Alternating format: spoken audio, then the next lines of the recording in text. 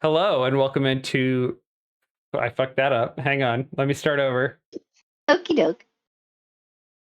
Hello and welcome to Read and React, hosted by Fable Table. I am your host, Nik Bowen, and joining me is the lovely Shannon. Hello.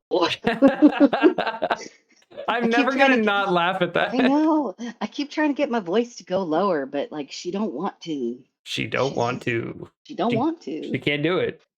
She can't get low.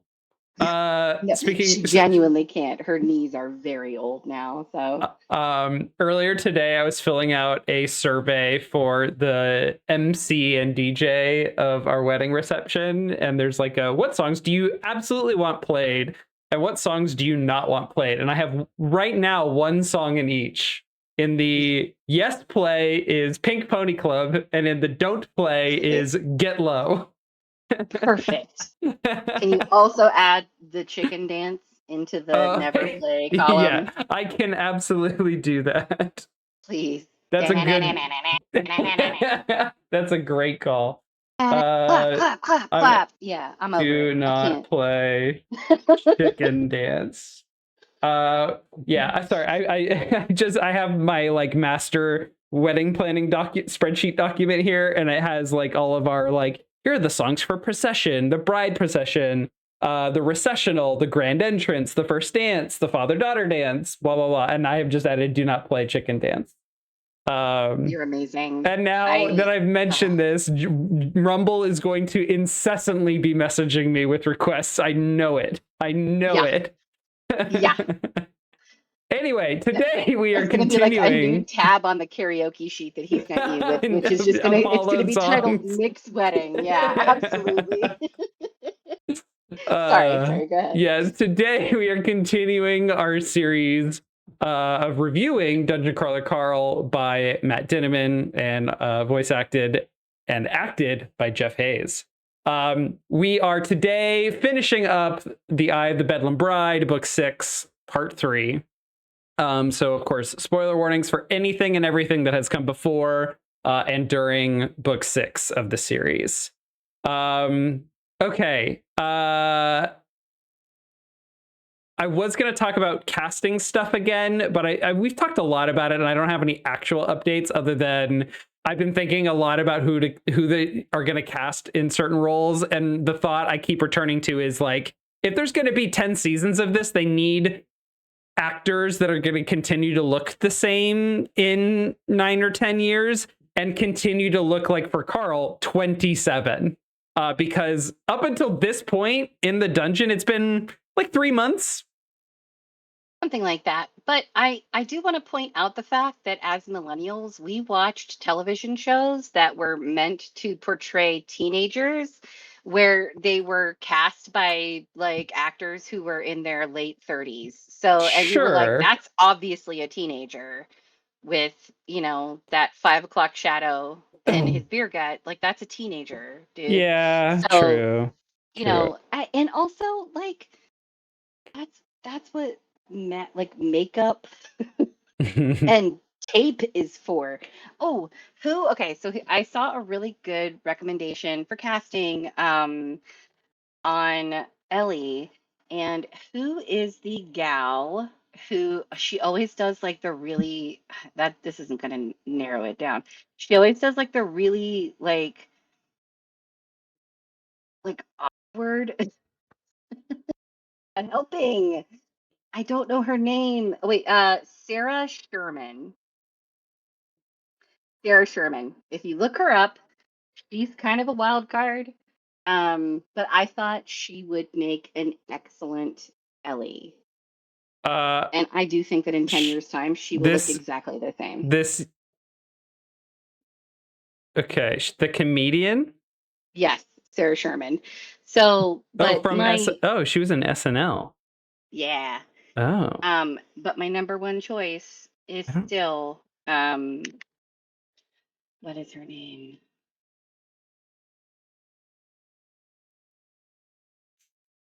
Hang on, you son of a gun. Good question. Natasha Lyonne. Yes, Natasha Lyonne would be good at that. Yeah, we've discussed it's that one line in particular where she's like leaning over the bar, like, "Whose dick do I gotta suck to get a refill around here. And that line specifically, I'm like, that's Natasha. That's 100% Natasha. She's got so much attitude. But I could also see Sarah Sherman saying some shit like that. So I don't know. Those are, I flip flop back and forth. Yeah. But On they would never be able to get her, but I could also see Tina Fey being that oh crude. my God. Oh yes. God, I love Tina Fey. I could see her saying some shit like that too. Yeah. I There's love the her. yeah. Okay. So, picking up where we left off, we actually technically didn't finish part 2. There was the last chapter that we felt wouldn't be good without the rest of the context of everything that happens Yeah. after. So, they've finished basically phase 2 of the 8th floor. Mhm. There are many groups that have their that are fighting their maliciously compliant reminiscence hydras and either getting their stairwell keys or not. And it's everything is getting really dark and grim. And Louis wanted to throw a Christmas party because it in the like memory ghost playback of Earth, it is Christmas Eve. But Carl received a very odd sponsorship box with a like ad for a homeless shelter with like a date and time and like no pets allowed circled. And he has like head off on his dad's motorcycle to go to this homeless shelter. He ran into Lightning Lou, the dog that was left alone, and it was very sad. And Carl's been like brooding on suddenly feeling alone in his life for the first time. And we've talked a lot about like what it looks like when someone is no longer completely suppressing themselves because of trauma, and that hypervigilance is starting to lighten up a bit. And that can be a difficult transition. The And dam is starting to crack. yeah, Absolutely. yeah. Oh, you mean like a river? Yeah, just like that. Just like a river. um, Crazy. and so he gets to this homeless shelter. He's waiting and waiting. He falls asleep, wakes up, thinks he's missed it. He hasn't. Zev chimes in, is like, "Hey, I told everyone you're fine. I think what's about to happen it has to do with the residuals." And he's like, "What are the residuals?" And she's like, "I can't tell you, but I think you're about to find out." And Mhm. then a man who goes by the name of Polly appears. The man he is supposed to find, he learned by some like syndicate standard graffiti on the walls, which is very ominous. And the man like sets down a cup of coffee and he's like, nothing like coffee to wake your ass up. And he's like, he looks right at Carl and goes, "Hello, crawler." And it's like the goosebumpiest moment in the entire book. Like this guy is going to start talking to him. It And was then, like, I'm sorry, just got, it was like, yeah, it was just one of those moments like where like my jaw dropped. I went, oh fuck. yeah, and then it's the greatest hard cut, like smash cut in the next chapter to a bunch of people around this man start groaning and going, "Not again." And Carl like takes a step to the left and realizes that the man is just looking where he assumes a crawler will be because he knows he's being recorded and that they will use this in the dungeon, and hopefully a crawler makes it to where he is. And it just completely changes the mood, and it's really funny. I love it. But this man who introduces himself as Polly, aka a Volte worm sort of thing named Goff, except he's not a Volte, he's something called a residual. Is just, he's kind of like a memory ghost. He is a part of the memory.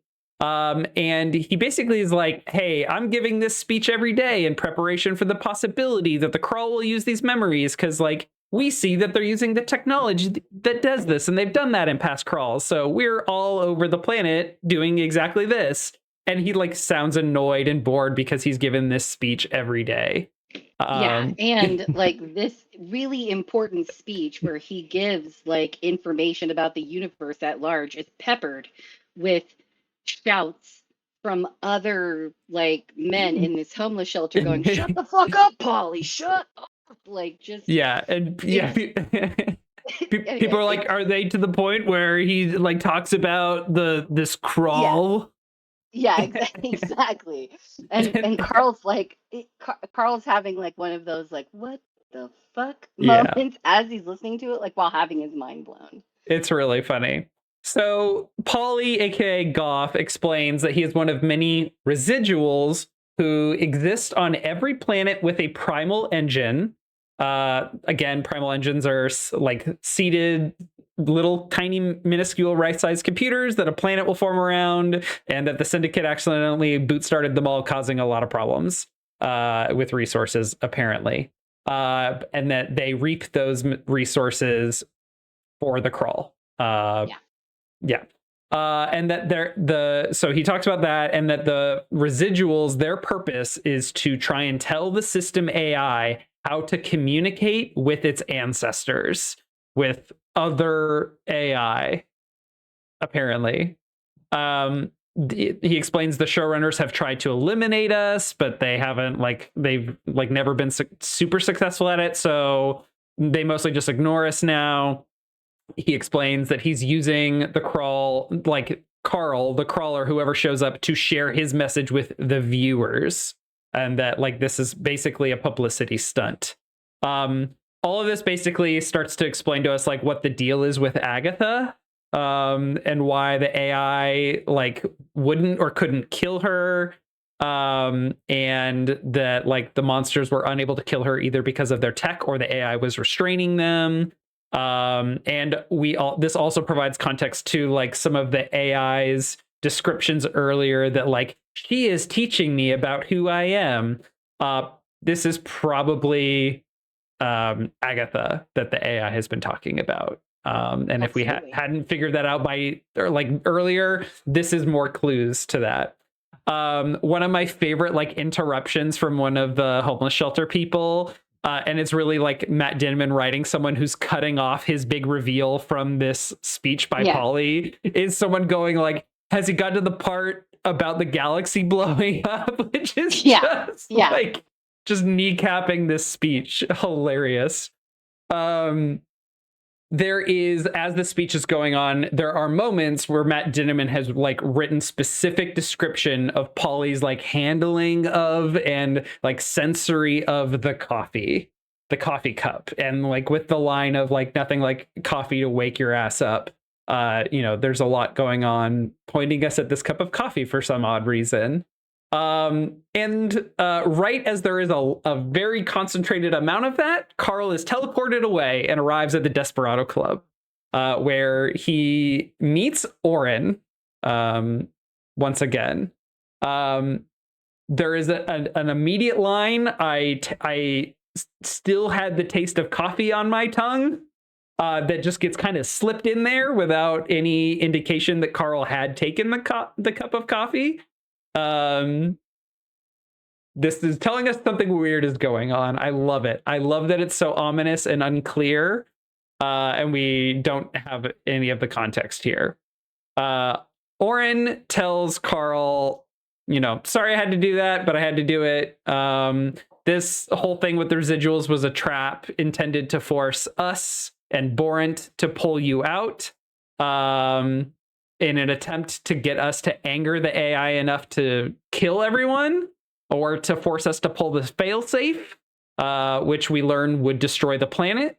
And that the residuals are just spouting a bunch of rhetoric and using Carl to do so. And Oren tells us like, oh yeah, a bunch of what he told us has been debunked anyway. So it's like not even historically or politically or socially accurate stuff. Oren kind of does a big flex. He's like, I pre-negotiated this scenario with the AI, and I like already talked through what it would mean to pull you out, and I arrived at an arrangement where it would let me do that, but that the residual would still be playing for the viewers through the stream. It's all very weird. But basically, he's like, that's why you're here and why I haven't upset the AI. But you should be so lucky because me doing this is better than Harbinger doing it. So I've done you a favor, is basically what Oren tries to explain. Oren confirms Agatha is a residual, but apparently a different type of residual, but doesn't care to explain that. And then I think the most important thing that comes out of this is he explains that the Open Intellect Pacifist Network, Carl's sponsor, who helped arrange all this through the show that they did, and like getting Carl to pick and Donut to pick Florida, and the whole thing with like potatoes and milk and whatever.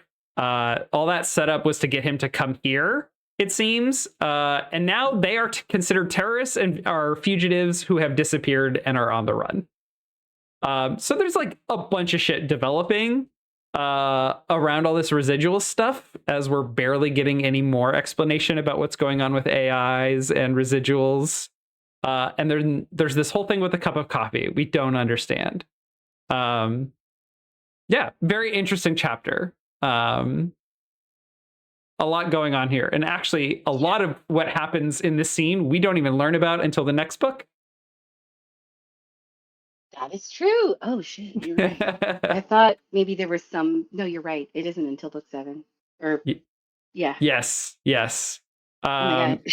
Yeah, we'll get to all that. Strangely, during this meeting, which is again in the Desperado Club, which was recently destroyed by a feral demon, Carl can hear like the sound of manual labor and construction, and at one point asks like, hey, why aren't you using your space magic to just fix it?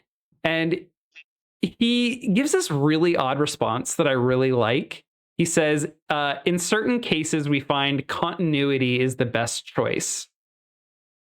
And the notion of like, we don't magically fix things because there's this like continuity benefit for the NPCs or the crawlers or the viewers is really odd, because like the reaping of planets is a very like, and doing this crawl is a very manual thing that doesn't need to happen. Well, and also I think it's like it's interesting that he chose that like as an example, or to explain like why he didn't just like snap his fingers. But I also think like I think it's like an example of like there are real consequences to the actions of the crawlers. Yeah. And like when you break the Desperado Club, you don't get access to the Desperado Club anymore. Right. Like it's no longer available to you to use, you know? True. Yes. The fact that we can't immediately fix it means there's consequences to your actions. Yeah. Yeah, definitely. So really interesting scene. Basically, he gets pulled into the principal's office yet again to be like handed not even a slap on the wrist, but just like you're being used. Don't trust these people. Meanwhile, something weird is going on. I like Oren. Yeah. I hate Oren, but I like Oren. Yes. I don't know. I can't explain it. I can't explain his character. You know what I mean? Like Quan, you fucking hate, and you're supposed to hate, and he is a villain. But Oren is like, he's just a guy doing his job, but he's also like, he assesses Carl as the threat that he actually is. And he's impressed by him. He is impressed. I think, though, that isn't it in this meeting where he's like, "Oh, I actually like don't feel that way about you anymore. And in fact, I really like you guys, and I'm kind of rooting for you." Like they've gotten to a point where he's like, "Now that I feel I'm in control again of the crawl, and that the AI isn't going to kill us all, and like that you're leading us down a crazy path." Now that I feel in control, I actually like that you're pushing the crawl to be tighter and stronger and better. Like, through adversity, the crawl will be better. It feels like that's kind of the angle he's taking now that Carl isn't murdering admins anymore. I mean, Carl still wants to, but Yet. I don't know. They're like Oren's attitude towards Carl kind of shifts, and I can't tell if it's like because that was always the plan for the character, or because what Matt Dinniman wants Oren to be doing is different.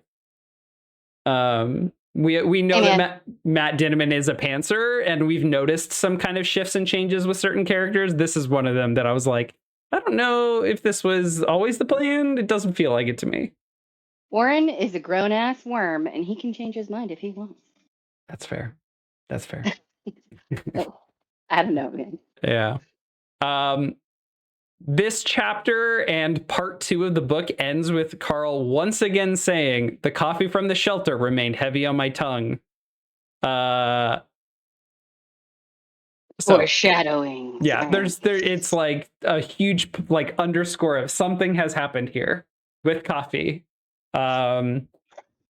We can like, I think when I first read this, I was like, is it a potion? Did they somehow like pre-make a potion that he could drink? And the answer is kind of. So yeah. Part 3 starts chapter 52.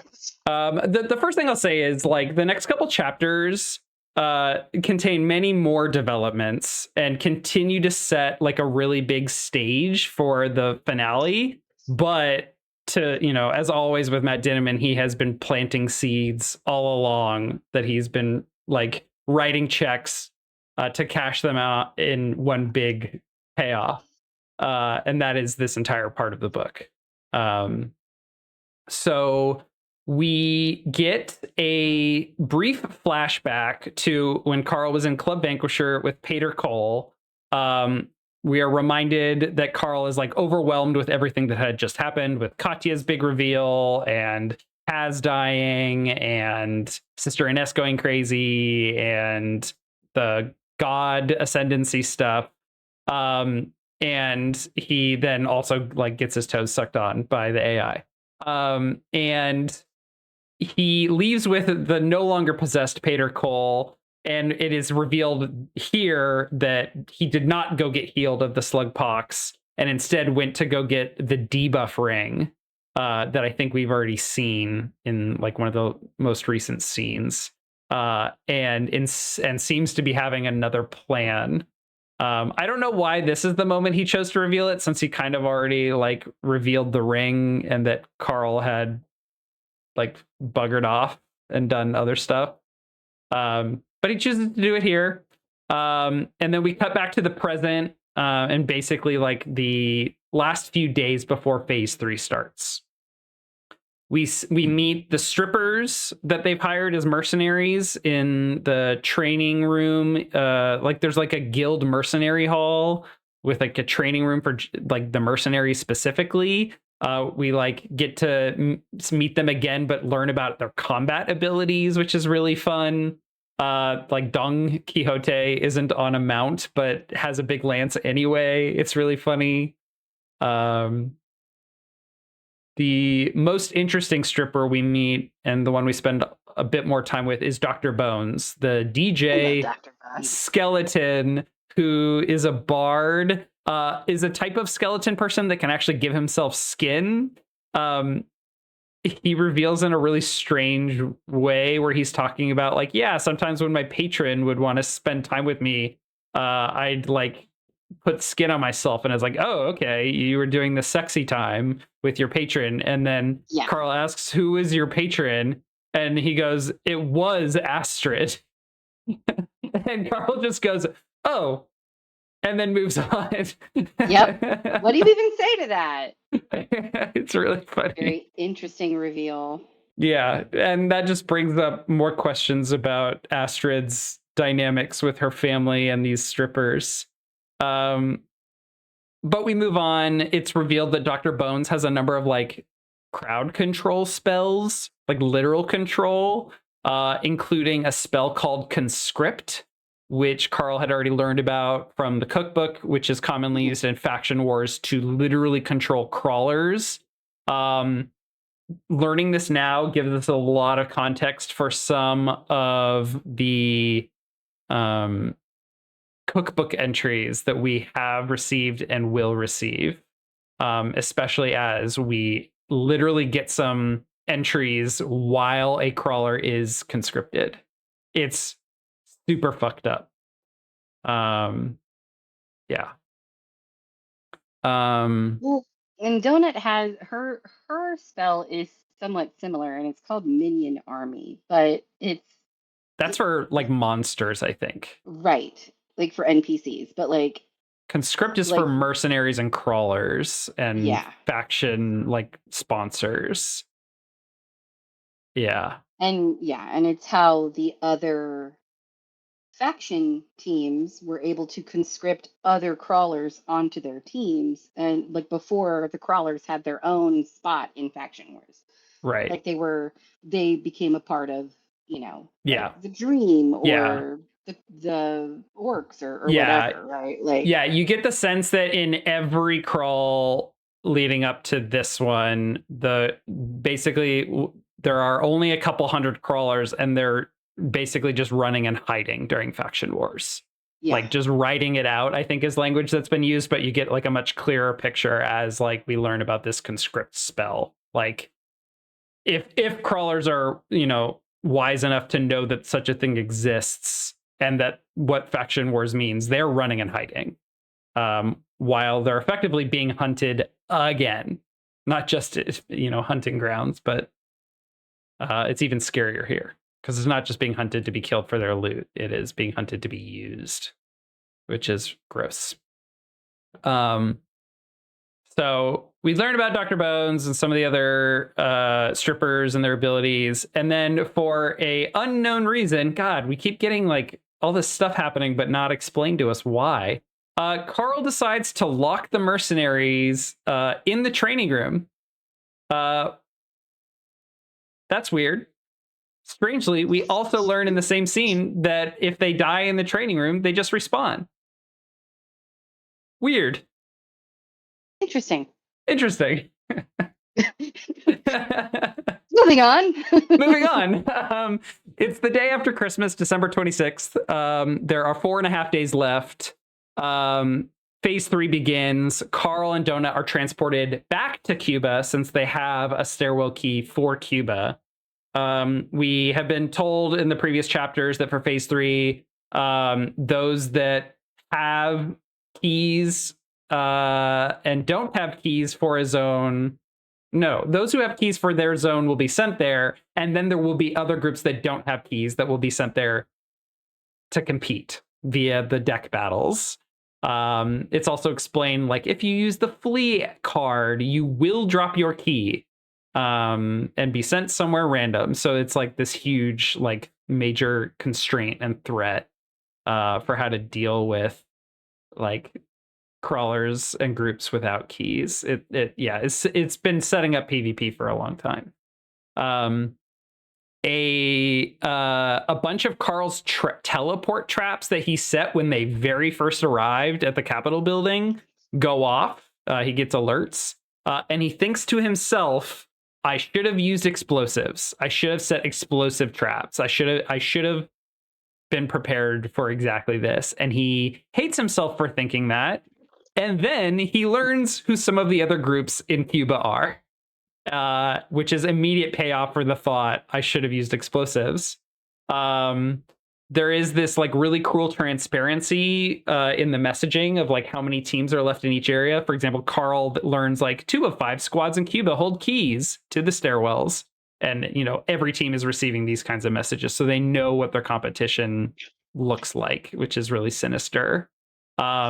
We know it's Carl and Donut, it's Sister Ines, and then we learn Imani, whose entire squad was killed during Phase 2 while they were trying to get their key and deal. I don't even know if they fought their Hydra. I don't remember, but they basically get wiped out and failed. She is here and has been completely shutting down. She is in Cuba with them and is trapped in the safe room because Quanch is outside, who also doesn't have a key for some reason. How does Quan not have a key? That's crazy. He's like one of Well, the most capable crawlers in the I dungeon. yes, but he's also a coward, and he tends to he like so like his whole thing Is is hit and that run, he yeah. like he's a hit and run, and he like will swoop in and like he had like a power or a ring or something that like told him like when someone was like low health or Or like has when magic he's items. Yeah, he or has has like something tons of like that. detection So abilities. like Yeah. his whole thing was like, yeah, detection abilities, exactly. So like he would like swoop in when someone was like on death's doorstep and like kill them, steal their shit. But like he's not a fighter in the way that Donut is, and the way that Carl is, and the way that everyone else is or has to be. He's an opportunistic fighter. So like the idea that he Right. doesn't have a key makes sense to me only because like he wouldn't do the hard thing. He wouldn't he Yeah. wouldn't he wouldn't fight a hydra made up of like his loved ones. Um Right. he would absolutely avoid that and then just be like, cool, I'll steal a key from Loved someone on the next ones. level. Yeah, Do you really think a guy like Quan has loved ones? I do. I Really? really do. Yeah, Really? because I wonder yeah, if there's evidence of that later in this book. it's crazy. I think there might be. Wild. It's almost like Carl had evidence of it in his possession the whole time. Yeah, somehow he got it. It's Well, not.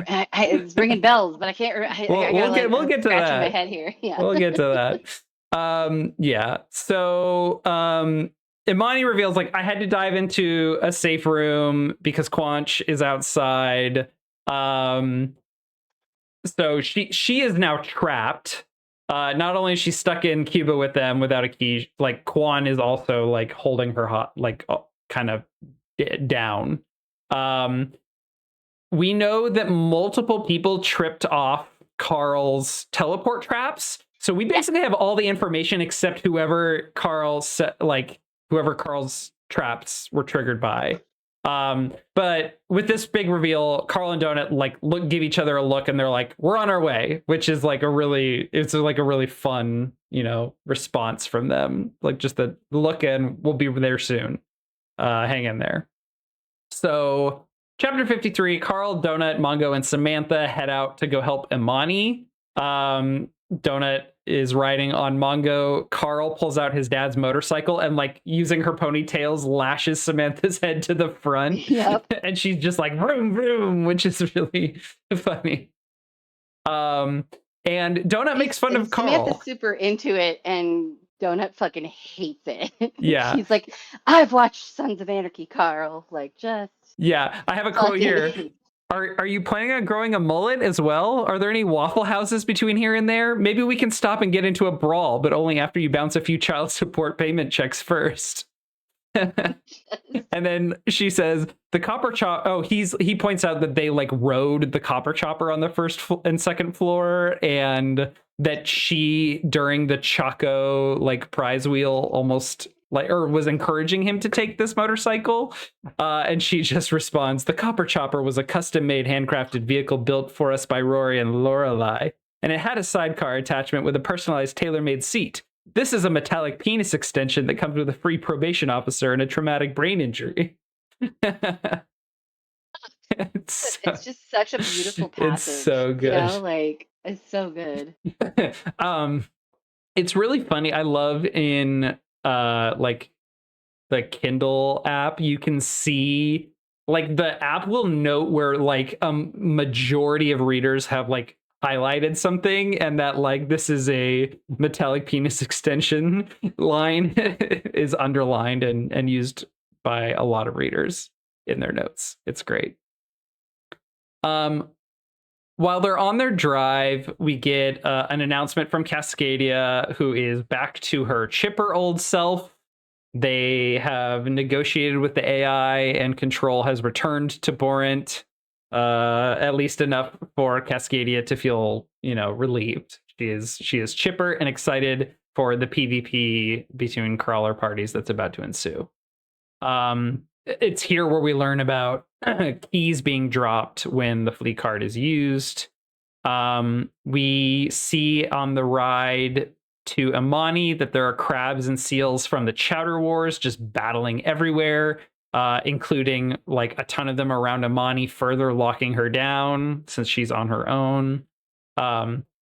They start to discuss like their options with the keys. They're like, well, we can give Amani our key and then use our skeleton key from my patch jacket, or my scavenger's daughter patch has an ability that lets me consume the patch and the jacket to create, and one of my bones at random to create a key to any door in the dungeon. We could do that. And Donut is like, that's stupid. We shouldn't do that. And I'm worried about who we're going to have to hurt to like fight to protect our key. So there's just a lot of discussion about like the direct consequences of PvP. It's really tense. Chapter 54 begins. This is where the like conscription spell context comes really into play. It is Priestley, the 14th edition author of the cookbook. This is the guy who has written about how beautiful Larakos is and his fear over its destruction and knowing that his mind would be shattered. This is now, we have the context of the conscription spell to make things even more horrifying. He is conscripted in this entry. He is saying, like, repeating this line of like stab, stab, stab over and over in the entry. And he's also like completely resigned as he's discussing like the circumstances of, as they're nearing the end of the faction wars. He's like, I know the orcs are going to win. I know they're going to destroy the city. I know I'll be dead tomorrow. There's 300 of us left. I'm going to die. And it's just this like really sad, like resigned entry.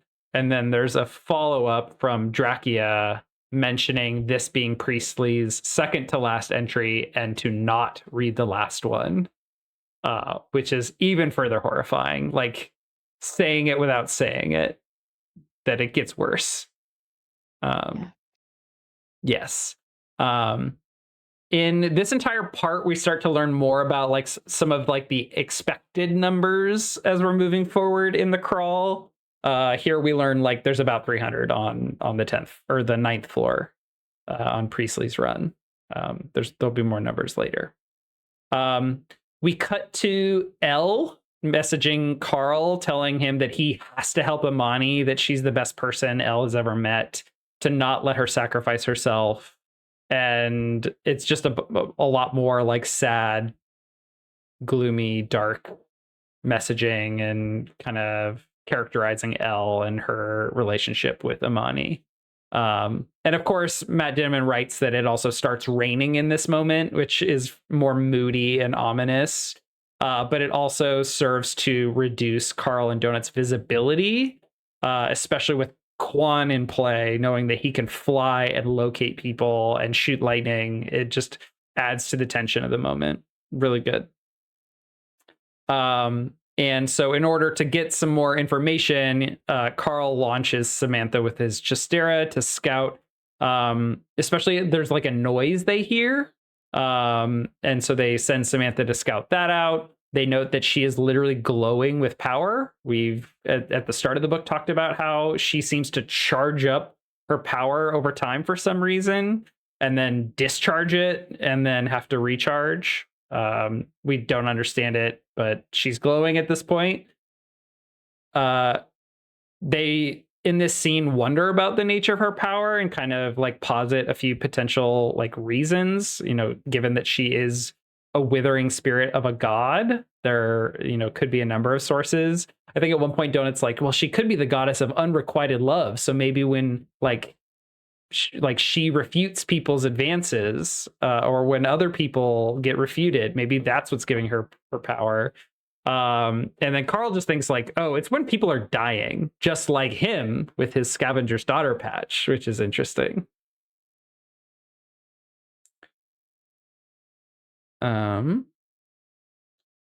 We find through Samantha's scouting, they find that Sister Ines is riding on top of a giant sea snake. And has like a group of zombie crabs and seals charmed. And right at this moment they learn this, the Chowder War quest fails, and a new quest begins called Hell Comes to Crawler Town. And the announcement comes, and then we get a repeat line from the AI. It says, new quest, Hell Comes to Crawler Town, war is hell. This is the same line that all the corpses that walked up in Florida's beaches of the crabs and seals said. It was the only description on them was just war is hell. This is further ominous of the impending faction wars and the AI's feelings on war. But then the description goes on here for the quest, and it talks about how like the battle between the crabs and seals has escalated, and it's really brutal, and all of the children that the crabs and seals are trying to protect are still like dying. And at this point, like they just need to, like one side just needs to completely annihilate the other if they're going to survive. This is a really great like reminder and kind of connecting the dots between the Chowder War quest and all of this, like how about how we treat children in war and the crawl. This is the AI, I think, kind of punctuating its feelings on the irony of how the Syndicate doesn't want to use children, but also does. Right. It's really fucked up.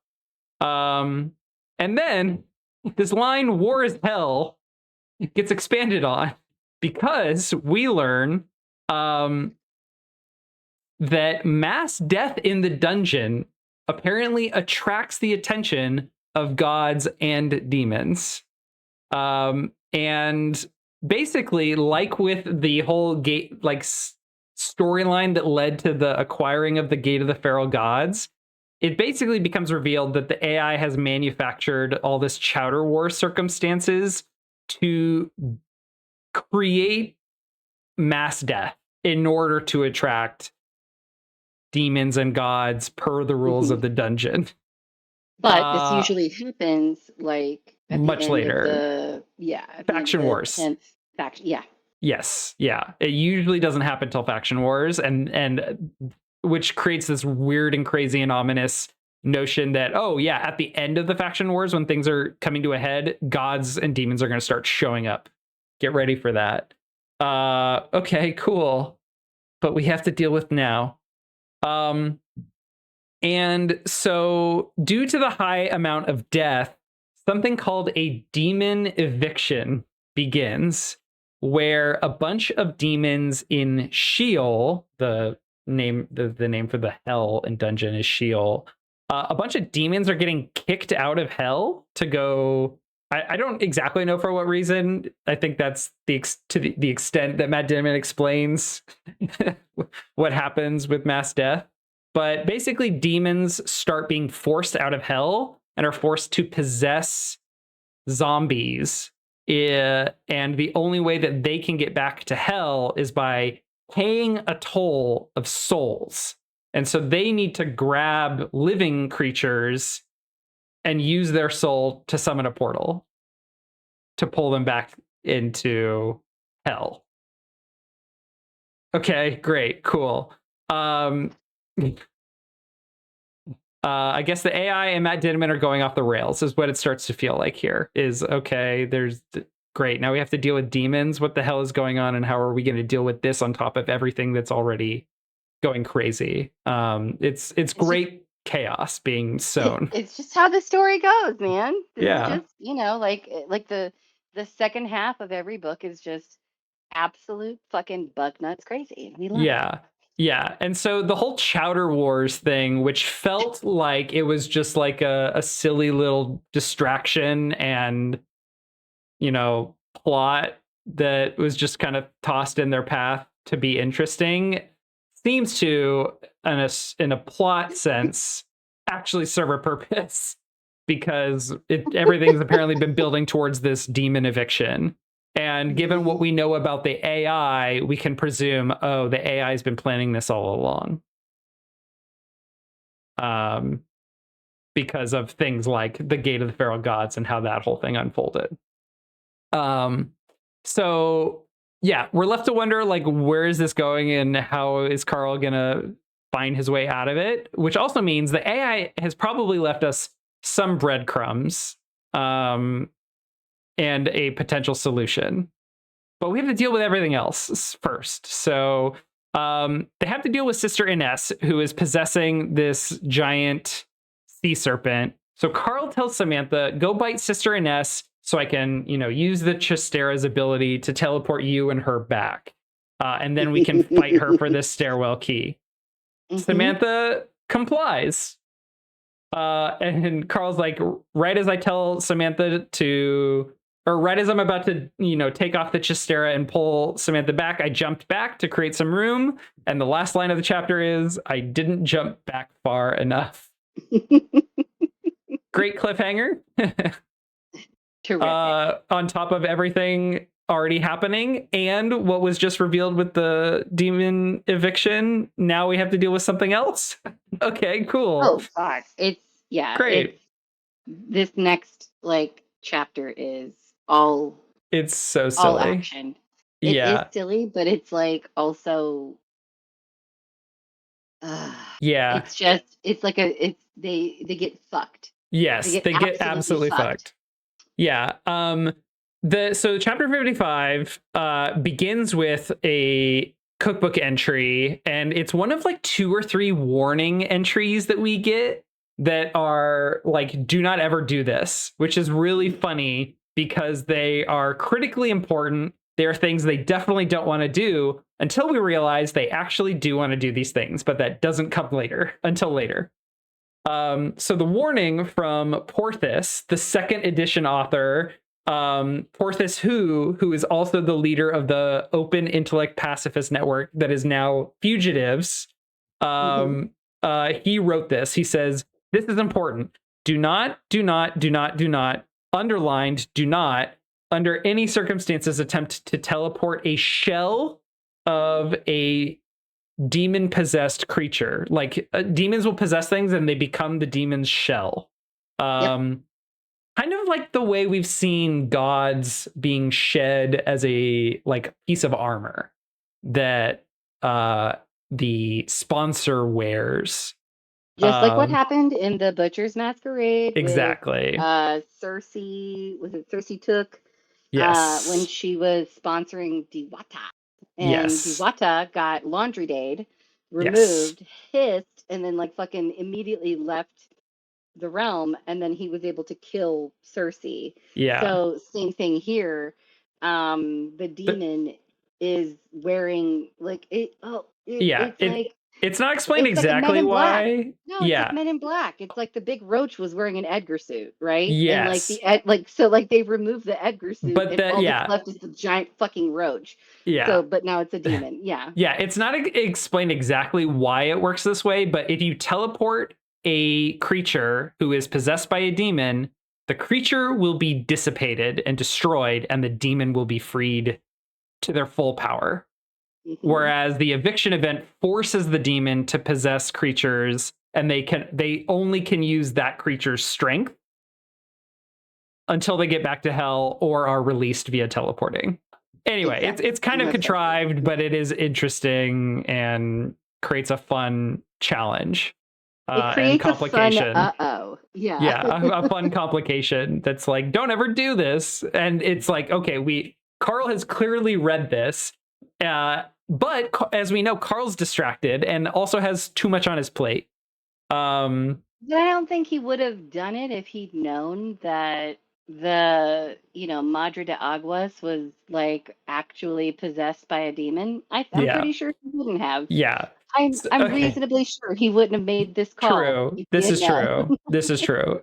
But he also should have known that he can't trust Samantha with fucking anything. But he also didn't really have much of a choice. Anyway, so we get this entry, and then we get kind of a laundry list of things. We get a recap of, here is all of Donut's cards, her entire deck, as just a quick reminder of what they have in terms of resources at their disposal. We then get a list of everything Samantha has teleported onto their location, which includes Uh, Samantha, Sister Ines, the massive snake she was riding upon, which is called the Madre de Aguas, a city boss. Approximately 1,000 zombie baby seals, approximately 5,000 zombie crabs, another 500 zombie adult seals, a metric fuck ton of living crabs and seals, pretty much every fish in the world, or so it seemed, living fish and zombie fish, an alarming number of corpses, more on this in a moment, 0 demons. I love that last line. We learned about this mechanic that will make demons appear. 0 demons are what started.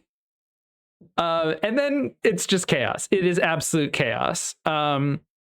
There's like a moment where everything is frozen while basically like everything renders and the AI is deciding what to do. And they all appear, and this teleport not only begins to release hundreds of demons from their shells, but it also releases all of these creatures from Sister Ines's charm. A reminder, she is a poet laureate. She was casting a bard spell that was possessing everyone that could hear her. That has stopped. And immediately an 8-way boss battle begins. Between Ines, the Madre de Aguas, the zombies, Carl and Donut, the seals, the crabs, the demons, and then one other thing. And then, no, we've already talked about the zombies. There's one other thing, but we don't know what it is yet. So, and as a reminder from the last encounter with the chicken farm, and when they started becoming zombies, we are basically reminded they cannot be touched by any of the zombies because zombie rules apply. Not only that, but there are also hundreds of demons who are trying to touch them so they can consume their souls to go back to hell. It's like the ultimate game of tag. Tag, you're it. Yeah. Tag, you're it. So this is so chaotic that, of course, Kevin and Magnificent Troy appear to shoutcast the showdown. They appear drunk and disheveled. This is a nod to the fact that they are on Earth or in orbit. They are in the quarantine that has been stressing everybody out. They're super drunk. They immediately go, "Oh, we're being pulled away from whatever the fuck's going on with Lucia Marr," as a nod to there are other things crazy happening around the dungeon.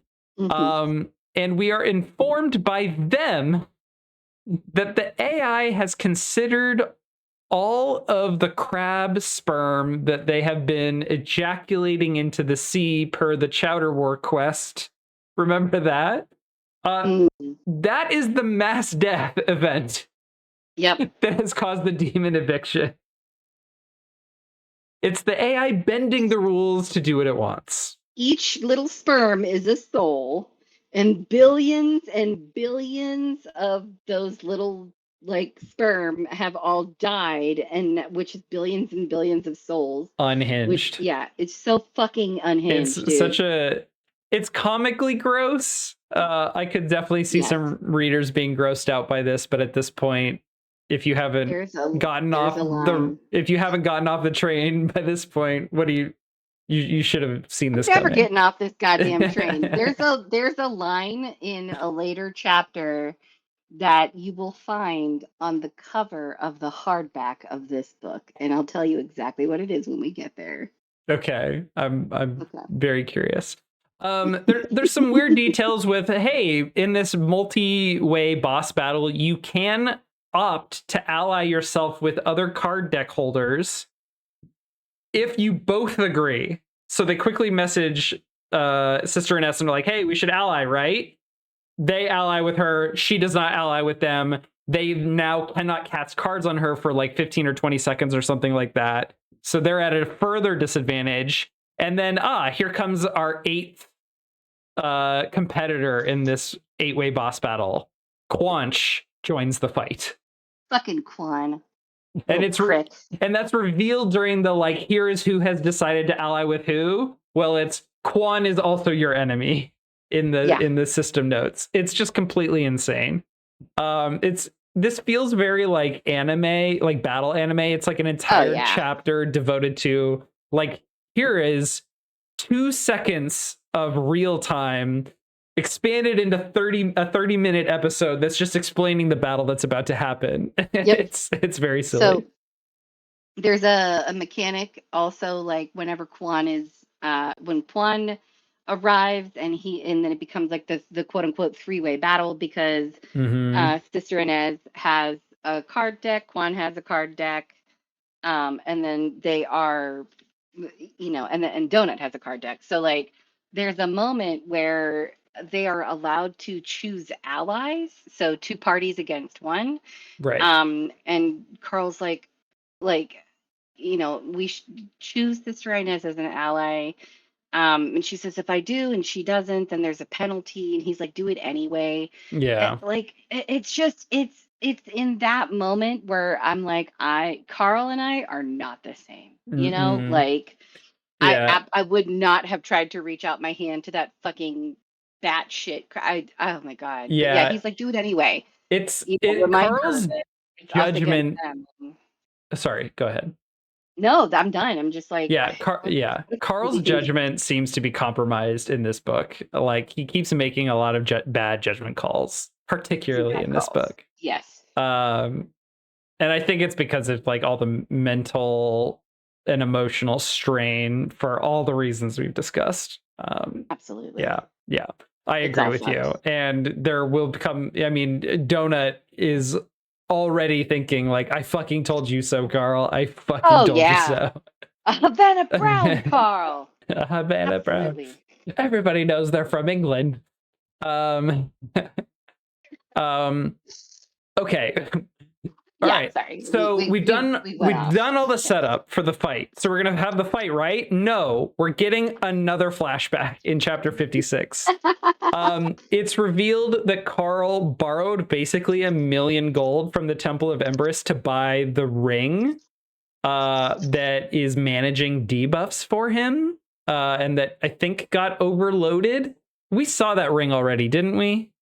We did. It's a strength ring. It's like one of the ones that we got from the first floor. It looks like a strength ring to everyone except worshippers of Empress. Right. Is one of the effects, but it basically like suppresses debuffs, including the slugpox.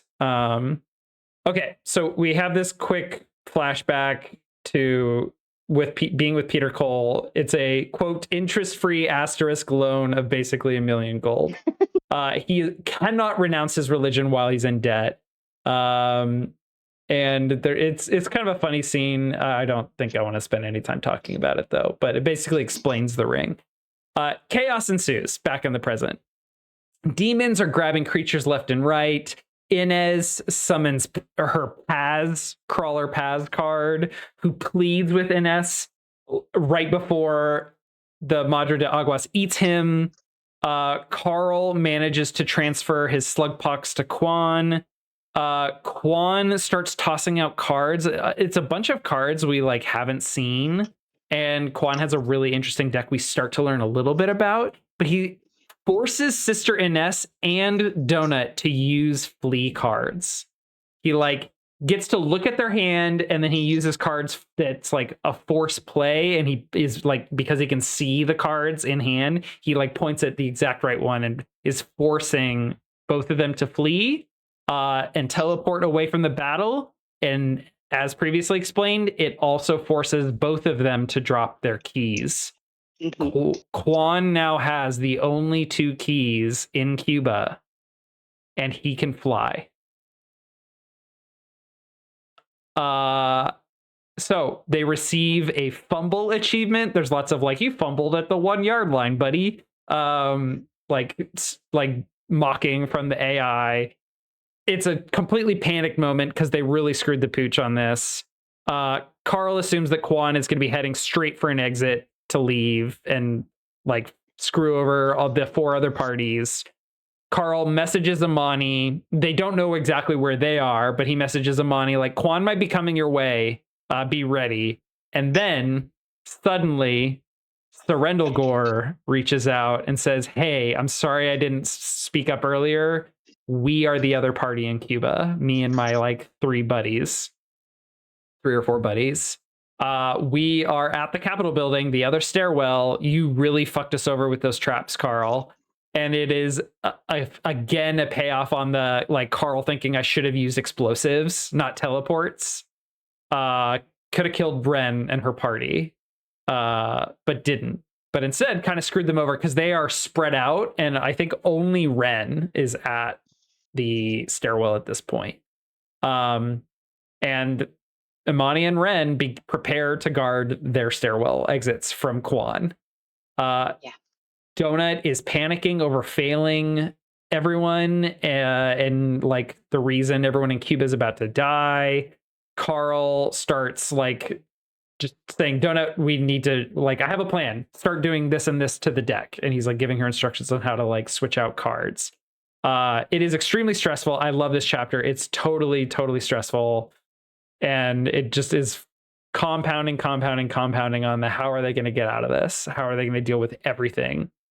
So chapter 57, they don't know where Quan is heading, but Donut, as she's fixing their deck, begins taunting Ren, even though she's in a very vulnerable position. But this is Donut kind of lashing out because she's stressed, not necessarily because she hates Ren. And Carl then tries to reassure Donut that, like, hey, we can figure this out. We can get people the keys they need and then use the bone key ourselves. But everyone is not feeling like they trust that the bone key is going to work out for the best. Carl is just, I think, trying to placate Donut right now. Go ahead. It's such an insidious perk for that patch too. Like the idea of a bone key. Like, what bone is it? You don't get to pick. What if it's like one in your neck? What if it's your whole leg? You know what I mean? Like, what if it's like in the middle of your spine? Yeah, dude. Like, you don't get to choose. Yeah. And Donut is like, he's like, what if they might pick, like my pinky toe, and she's like, I think you need all of your bones. That's why you have all of your bones. That's why you have them. Evolution, is a smart thing. It's really funny that Carl is like trying to reassure Donut and convince Mordecai, even like, we can use the key, we can save everyone, because we're constantly receiving messaging from him like the AI is not to be trusted and nothing is random. The AI is in control of random choices, like, quote, random choices. If Carl used the patch, first of all, losing so many powerful abilities through all of his patches and patch jacket, because it would destroy that thing. Yeah, everything. I don't think that the AI would necessarily do something that would completely like make Carl incapable of continuing. I think it would be pretty big, though. I think it would be like, disable an arm or a leg or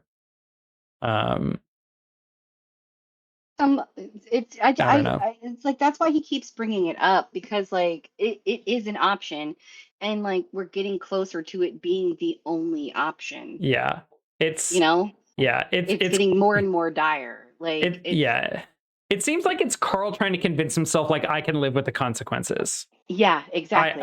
To me, the most important thing is saving everybody, and it's worth the risk.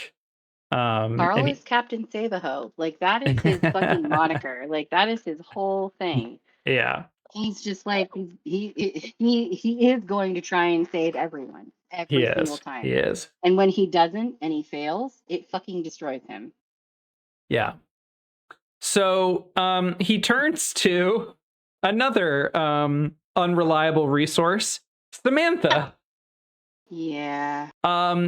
At this point, Samantha is literally humming, not just glowing, but humming with energy. And Carl's like, okay, Samantha, we know that you can do stuff. We're no longer, gonna dance around these eggshells. I need to know what you can do, please. And like they talk a bit, and they eventually arrive at this. She goes, I don't know why, but sometimes I feel stronger than usual. Before I was banished to the nothing, when I had my original body, I would get more powerful when someone prayed to me, or brought a charm with my likeness, or when I melted someone who wouldn't date one of my worshippers with my acid breath. You know, like normal stuff. Normal stuff. Yeah. But it's not like that anymore. So she had things.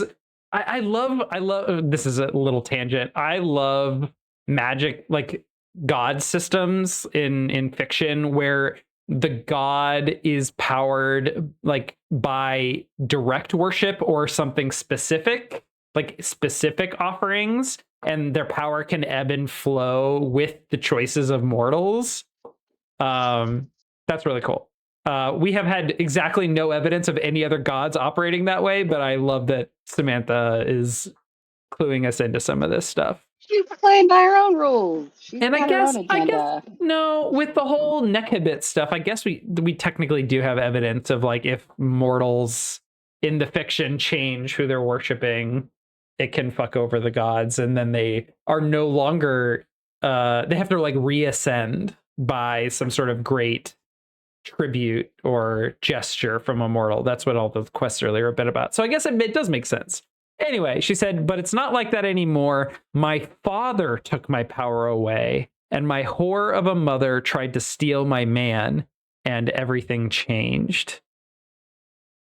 Okay, we don't know who her father or mother are, but this is interesting. We don't really know who she is. No, we don't know. That's the big mystery. And I was doing a lot of research for this segment, this episode, on what's going on with Samantha, and I'm trying to piece together all her relationships with other gods and demons, and it's so confusing. It's so confusing. That fucking map that Matt Dinniman has promised us. You better come through, Matt. I'm telling you. It's just going to be, I really do think it's just going to be another map, like for the fourth floor, like for the Iron Tangle, with like all of the relationships. Well, the gods, and it's just going to put at one point, we're going to talk about this god later, but Ysalta. Isalti, the vinegar bitch. Isalti, yeah. So she is the wife and daughter of Tyrannus, Empress's brother. Yep. So it's super fucked up. Even just that one pairing is super complicated. I'm expecting it to be even worse than a Targaryen family tree. Yeah, absolutely. Yeah. Okay. So everything has changed. So she doesn't even understand what is empowering her, which is fun.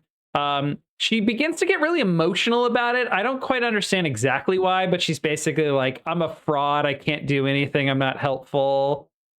I don't know why she says that, because she's been constantly helping. And that's exactly what Carl says to reassure her. She's like, no, you're definitely a member of the team. And she goes, really? Sniffle, sniffle.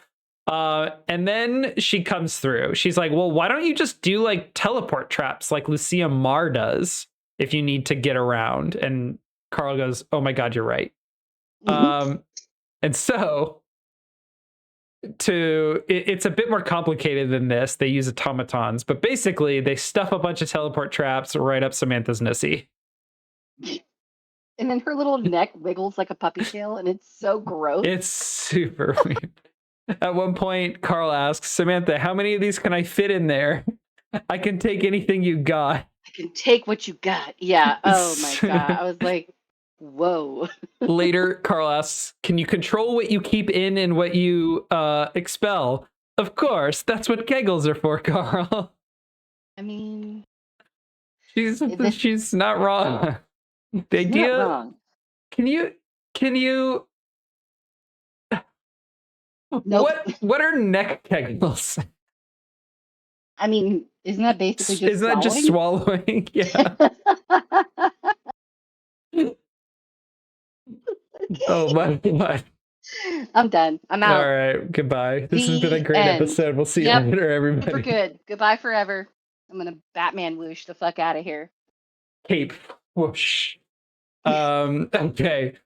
Mordecai is in Carl's chat trying to convince him to stop risking himself to save others. This has been ongoing as Carl's been talking about using the bone key and helping other people. Everyone is like, Carl, you cannot risk yourself. We need you. We need you. We need you. And this is just not getting through Carl's skull. And he's like, no, I have to save these people. We need everyone. That's what he keeps saying. And then at one point with his conversation with Mordecai, he's like, all right, I'll abort if I have no other choice, but I'm going to do what I can. Like he comes down a step but it's unconvincing because Carl is never going to judge that he has no other choice and needs to abort. Quanch reappears. He is at Ren's exit. He's apparently invisible, but one of Ren's party members can see through invisibility, similar to Donut's glasses and all of her different visions. And so Carl throws Samantha in that direction, but it's going to take several minutes for Samantha to arrive. But she does, and he teleports himself and some of Donut's totems with him to go engage with Quan, but they are leaving Donut and Mongo behind. And she is engaging with some duendes, so just some like low-level monsters, so that she can start a card battle and summon her totems to send through the traps to go fight Quan without Quan being able to attack her directly. Which is great. It's like a very, very safe and effective method using the teleport traps to engage Quan and not risk Donut, who has Mongo to help protect her. Samantha, when she arrives, has this great quote to just round off all of the really gross comments. That was a good throw. I'm across the street. I queefed out the spiders. She's referring to the automatons that have the teleport traps attached. Because Carl can't hand teleport traps to people. He has to attach them to the automatons, arm them, and then hand off the spiders. So basically, this chapter is about them getting back into the fight and re-engaging with Quan before he gets through the stairwell. To note Carl's mental state before he throws Samantha, he at one point, like, there's this like internal monologue line where he just takes a deep breath and assures himself, you can do this. Carl's usually pretty confident. Yeah. He doesn't seem very confident if he's reassuring himself. Yeah. Great line. They engage with Quan. Ren's squad is holding him off with their own totems. Thankfully, they've been effective enough to hold him off. And basically, Carl like comments like, our teleport system is a totally chicken shit exploit. They'll probably end up patching this. Like having Donut stay behind is super exploiting the rules, but I don't care at this point, and you can't blame him for not caring.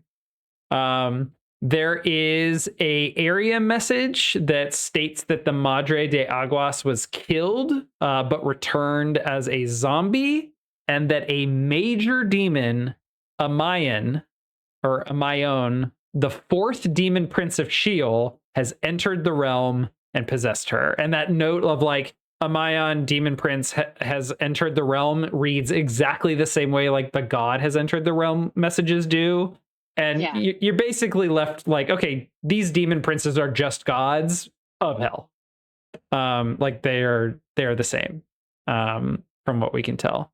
And in response, Carl's demon scavenger's daughter patch reacts. And the ability he receives is that any fire spell that he uses will now use Sheol fire instead, which is very bad.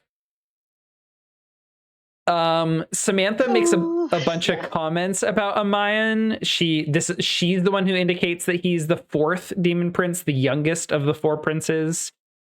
She mentions that his oldest brother calls himself king, even though all 4 of them, their mother is actually who's in charge of Sheol.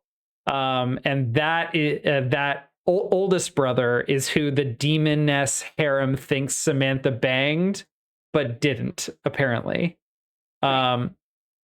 Carl gets an Empress quest to question Amayan about who killed Gaerun.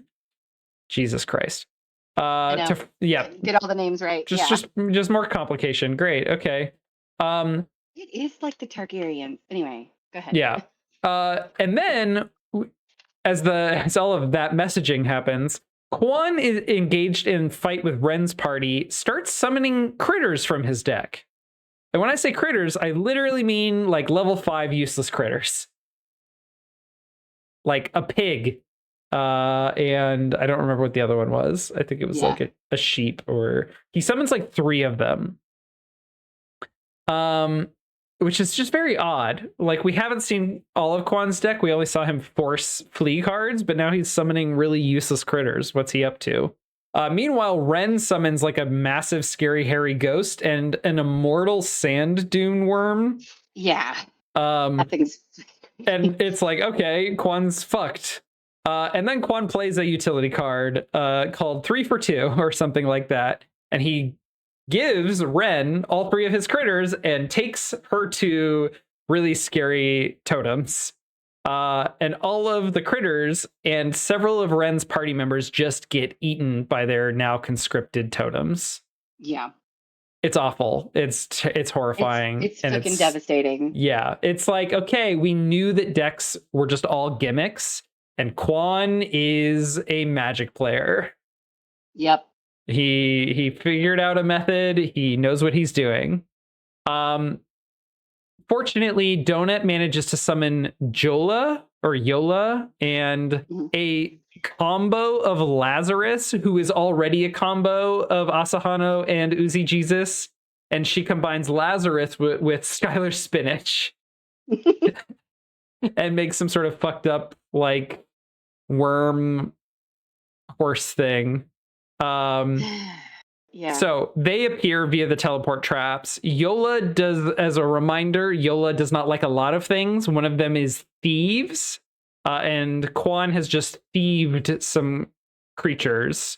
She also doesn't seem to like Quan's cloak because she casts something called Fashion Critic, which doffs everything he is wearing, which reveals a tattoo of a young girl on Quan's body. Yola.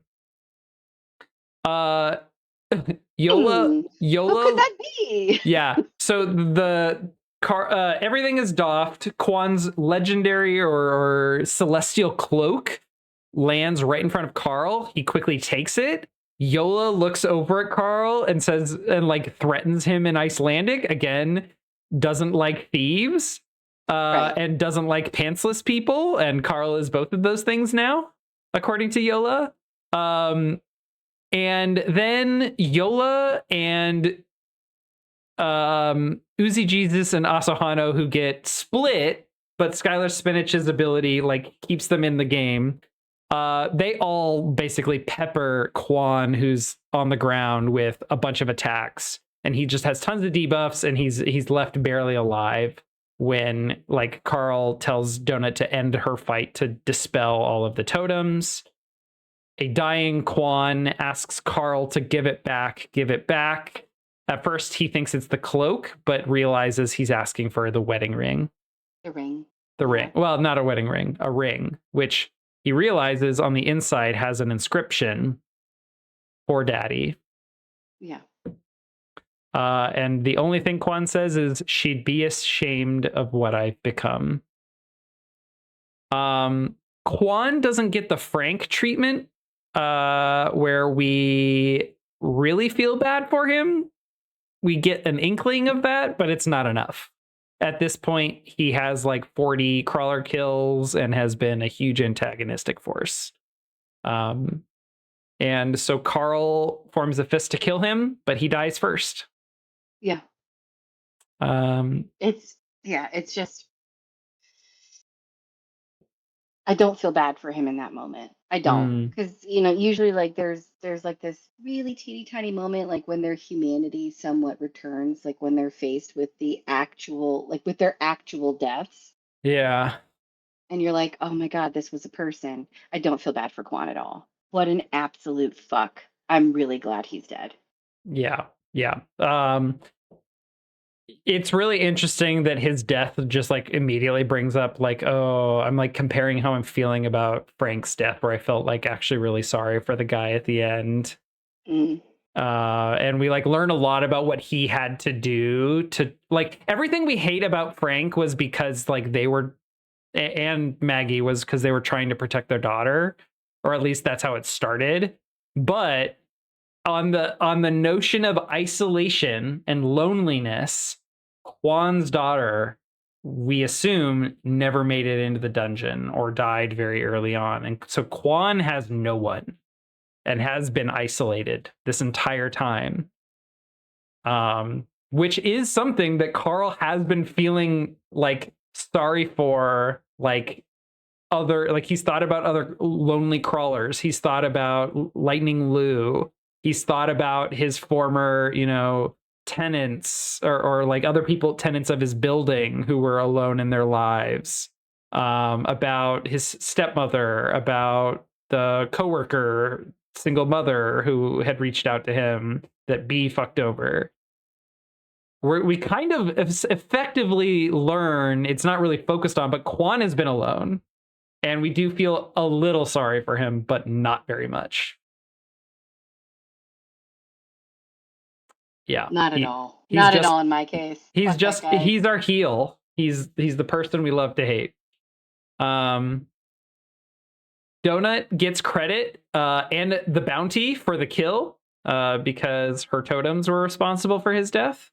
And she receives both stairwell keys. Yeah. I think it's like the system basically goes like, because you got the kill, even though Ren's party participated in the fight, they don't get the keys because you got the kill. And it's just more bullshit of like, we're forcing a PvP. But the system also informs us that in the battle, the stairwell here at Ren's location and Carl's has been damaged and will become unusable in 5 minutes, further fucking over their plans. Because of the mechanics of keys and how they are dropped and not able to be passed along, they cannot hand a key to Ren. They cannot hand a key to Imani. They're going to either have to keep the keys for themselves or like get into combat, flee, and use the skeleton key. But they can only help Ren or Imani in this way. And this other stairwell only has 5 minutes until it will become inaccessible. It's just totally fucking them over. Yeah. Ren, at the start of chapter 59, Ren realizes they have no clean way out of this, as Carl is realizing the same thing, that the system's fucking them over, that it's not random, that they can't give up a key, they cannot control which key is lost, even if they were to try and do some flea nonsense. And Carl has to decide whether to fuck over Ren or fuck over Imani or fuck over them both. Carl, there's an interesting line here. It is Carl like remembering something someone said, but we haven't seen anyone say this in this book. Uncertainty washed over me, and then in all italics, which is like the internal like voice. If you make this decision, be sure it's your only option. This is more than just a failsafe. It's the end of everything. If there's time to do something else, don't be so quick. You must be absolutely certain. This is more than just a failsafe? What? Right. Huh? Be absolutely certain? We remember there being a cookbook entry right before Carl met the residual and drank the coffee. And there was this really weird line that was like, if you get the chance, don't hesitate. And now we're getting a line that's like, this is more than a failsafe. Be absolutely certain. This will be the end of everything.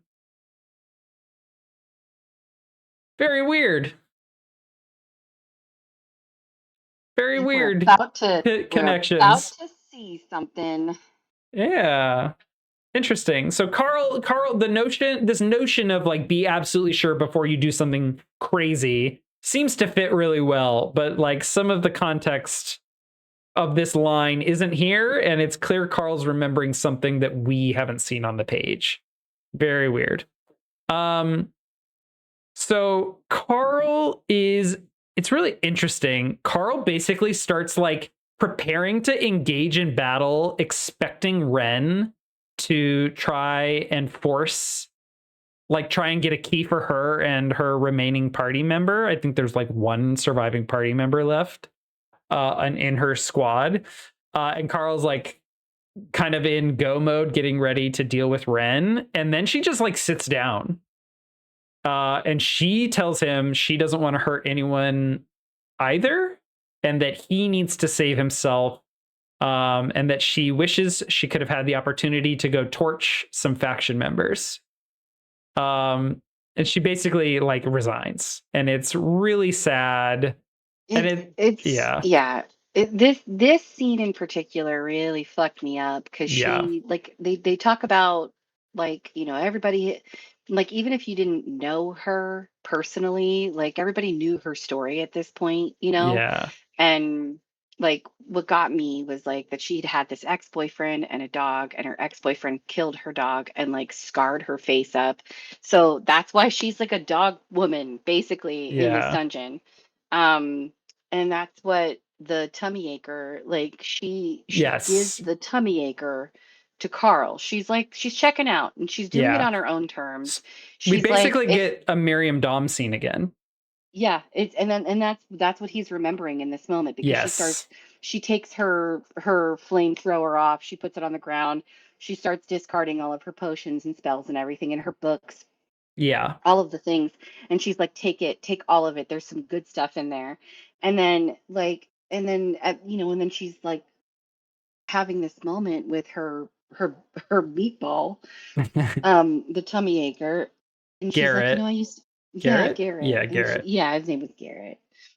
And she's like, I used to have a dog, and you know, and talking about like he'll eat anything, and he's like allergic to zombie flesh, and that's usually what kills him. And it's just and then she stabs him. It's the like it's kind of the like here's what you need to know about taking care of my child or taking care of my pet. Here are the like the specific things you need to know, except because it's the dungeon and it's this weird tummy acher. It's like, here are the things he's vulnerable to. It's like a specific stare ability and a certain type of like metal and hobgoblin like tears or whatever. Exactly. Just like weird shit. But then, you know, at the end of it, she's like, you know, like take care of him. And then she's like, be a good boy for Carl. She stabs her pet, who basically resets, because like after he dies so many times, he like goes back to level 1 all over again. He goes back to a level 1. And like she puts him in the pet carrier. Carl takes it. What's he gonna do? Deny a dying woman her last wish? Like she's like and she and her friend from her village, like the only reason why her friend kept going was because of her husband. And her husband was killed by that horrible fucking sandworm thing. Yeah. And there's no reason for her to go on. So like they're all taking their exit. Even if there was a way for them to get the key and go to the next level, they didn't want to. They were fucking done. Yeah. So this was a hard scene to read. It is really hard. I mean, my connection with and love of dogs aside, it's still really, really tough. It is the Miriam Dom scene again, instead of like, you know, take care of Prepotente, it's here, take care of Garrett. But with all of the like Carl's opinions of like, I need to save everybody, his, you know, Captain Save-A-Ho mentality, Ren addresses that in this scene as well. And I think that's actually one of the big takeaways So like Ren essentially is like, oh well, I guess it's over for me. And Carl's response is like, no, you can fight us in a fair fight and we'll see who gets the key. He's like, he literally offers to like, no, Yeah. let's have a fair fight and you know, He's like, let's we'll find a feel way. like We've I got want to two feel good keys. about We can letting make you this work. die, Yeah. or you No, know, no, I don't think it. I don't think it was. I don't think that there was ever like it wasn't like, oh, we're gonna fight and one of us is gonna die. I don't think it. That wasn't what I took away from that at all. It was like Carl was just outlining, like, hey, there's got to be another way. We it's can definitely figure bargaining. this out. He's Yeah, bargaining. but like he's saying, we'll have a fight. We'll have a card fight. We'll throw the game. Basically, you'll Mm-hmm. get our key. You can go down. You Yeah. can save yourself. We'll have another key. It'll be okay. Yeah. And so Ren, in response to this, gives a monologue that I think actually kind of sets Carl straight with his like, you cannot like the whole his argument against trying to save people. She actually kind of gets through to him with some things. This is I have the paragraph here. I say this with love, Carl. You are an idiot. Yep. You can't fight us. You can't give your key to Amani. You have to save it for yourself. Do you remember when you flew that airplane to save our bubble on the 5th floor? And then when you killed all the hunters? That's when I realized who you are. Don't you understand? You're more than just a person. If we lose you, we lose everything. You're a symbol. You're the embodiment of our hope. You and that fucking annoying cat that everyone seems to like for some reason. You I two, love that. yeah. I love that too, because it's like I actually like do have a bit of beef with Donut, even though this has seemed very one-sided. Like she annoys the ever-living shit out of me because she won't let it go. Exactly. Like she's just like Like that it, fucking and just like throwing it in. Like God, why yeah. does everybody like this cat? It is Jesus. really funny that like in this moment of like her resigning to death and being like a good like quote a good sport about it, her one gripe is Donut. Yep. It's Yep. really There funny. is actual beef there, Yeah. and it's so good. As she continues, you two bought a goddamn slot on Faction Wars. Everyone who remains can't wait for the chance to fight someone real, someone actually responsible for all this. If you two don't get down to the next floor, we all lose that. You cannot sacrifice yourself. And you know what? I know Amani thinks that too. If you give her your key, she's just going to try to give it back. And it like I think it really lays out not just like the logical reasons that everyone's been trying to give to Carl why he can't like risk himself, but it's like the emotional argument too. Like, Carl, your reason for doing all this, like you are the one giving us all the chance to do what you want to do, which is hold the people responsible. We will all help you do that, but you have to get there to let us all do that. And the notion that like Carl is a symbol has been there the whole time, but this is the first time someone's saying it to him. That is I out think. loud to him. Yeah. Yeah. And There, it's there have been allusions to it, or you mean a lot to us, Carl, or you're yeah. important but calling him a symbol of hope for all of the crawlers, and not just the crawlers that are actively in the dungeon, like a symbol of hope to the entire universe that is watching him in this moment. You know what I mean? Whether they're rooting for him or rooting against him, he Yeah. is a symbol. And this is the first time in the series that he has been explicitly stated as such. Yeah. It's huge. It's a huge moment. It is. And it's like after this that he remembers like the Miriam Dom kind of monologue of her final moments. He also remembers his own mother's words. This is my birthday present to you. I'm giving you a chance at life, right before she tried to kill his father and then killed herself. Yeah. It's so fucked up. It is really fucked up. Carl's had a bad life. Yeah. Carl's river is raging. He in his head remember or hears or says, what's that line? Ren said, okay, let me back up. Ren says, like, they want us to fight me and Donut. This is me going out on my terms. You would have wiped the floor with us anyway. So I just, like, let me tell them to go fuck themselves by having an irrelevant death.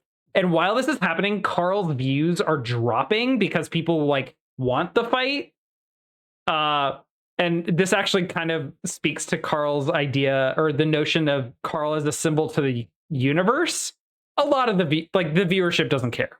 They do not care about him being a symbol. It starts to tick down, yeah, and it makes him irrationally angry. It pisses him off.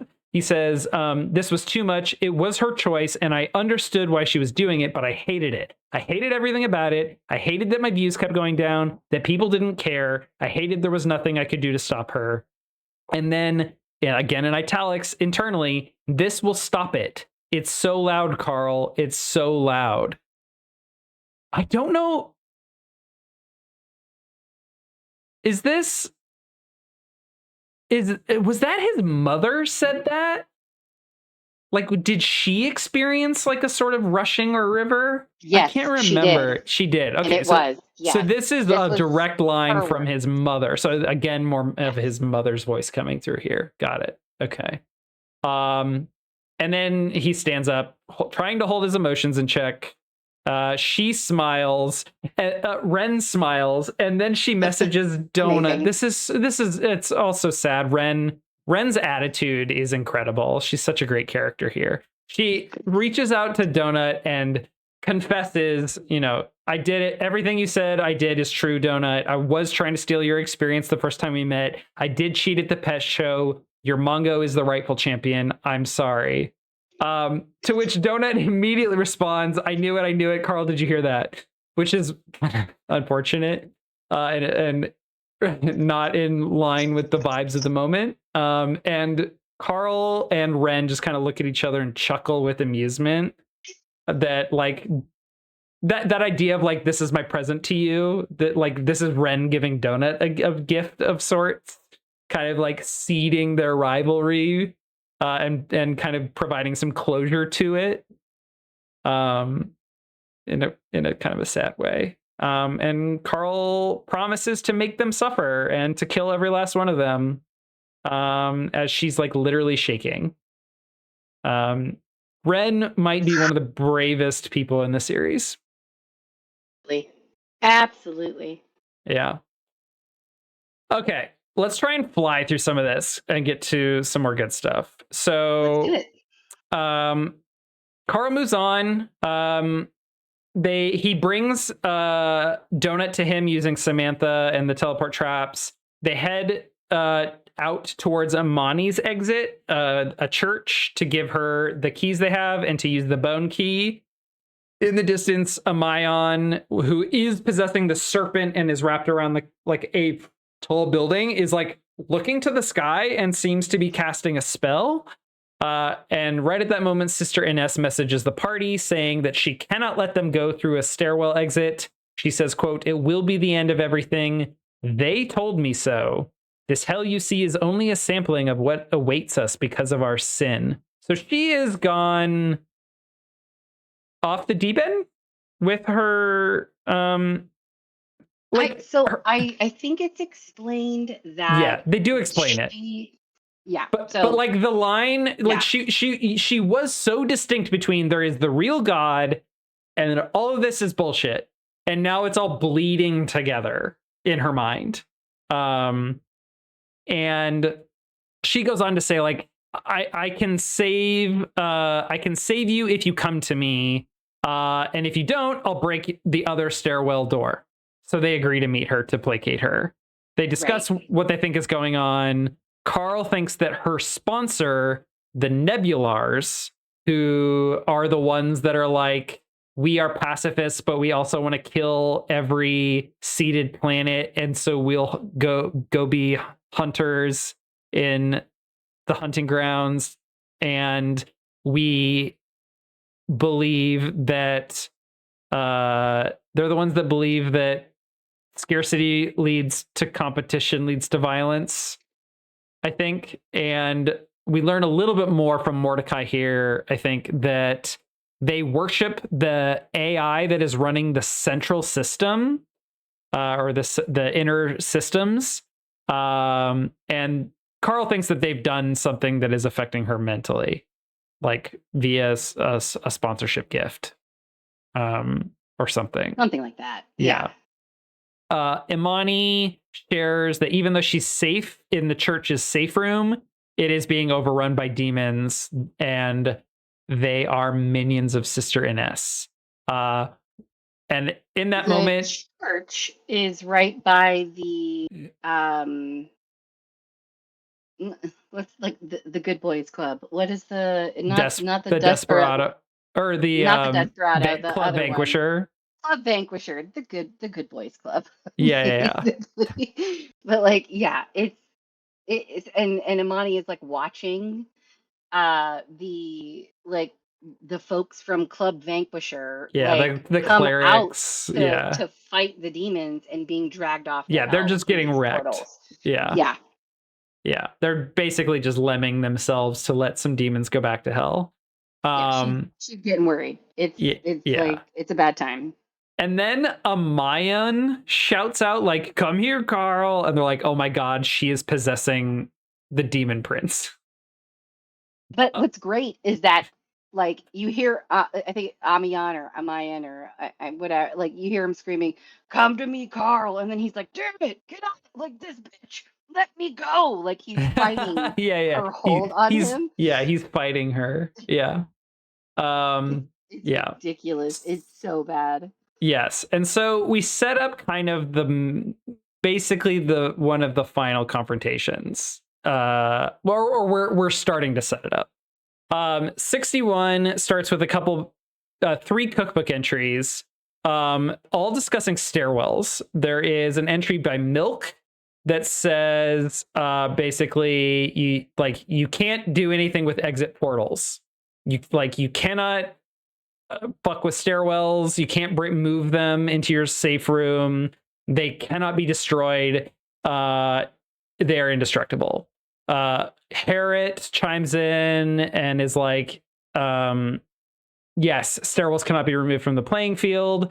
And Rosetta chimes in with a lot more info that was basically like, and also portals to other floors. Crawlers cannot use them.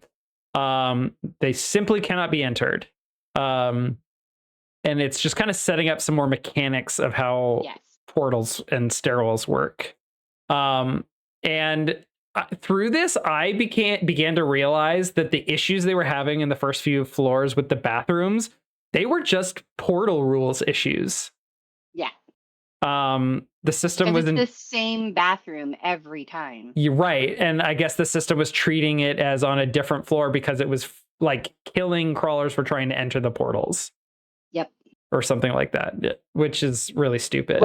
Well remembered, but like, yeah, exactly. Yeah. Like, because it's creating like it is creating a portal every time they would open it, because it's the same one for each crawler. Right. Yeah, it is like when you open the door, that is your bathroom. And you know, I think we really started to learn about portals on the fourth floor the fourth floor with the iron tangle. Yeah. Mm-hmm. When Carl was able to start like using that technology to see them. Yeah, the wetware.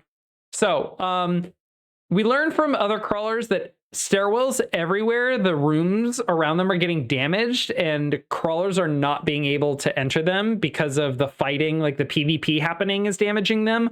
Or crawlers are like, if you don't give me the key, I'll just strand us both. I'll kill us all. And they are just straight up damaging the entries and doorways and everything. Again, they cannot damage the stairwells, but these are rooms, like containers surrounding the stairwells that can be damaged and permanently locked so that the keys don't work. Which is a nice little workaround for the designers. Carl thinks that this is the system overcompensating. The AI is compensating for their high crawler numbers because they skipped a floor to drop the numbers, create more drama. Those of us without keys were pretty much already dead. All of this stuff with the demons and zombies was just a way to make those deaths interesting. Yeah. So this is where Carl's at. We're fucked. The system is working against us. We this is where we start to get more like average numbers of like average expected numbers of crawlers.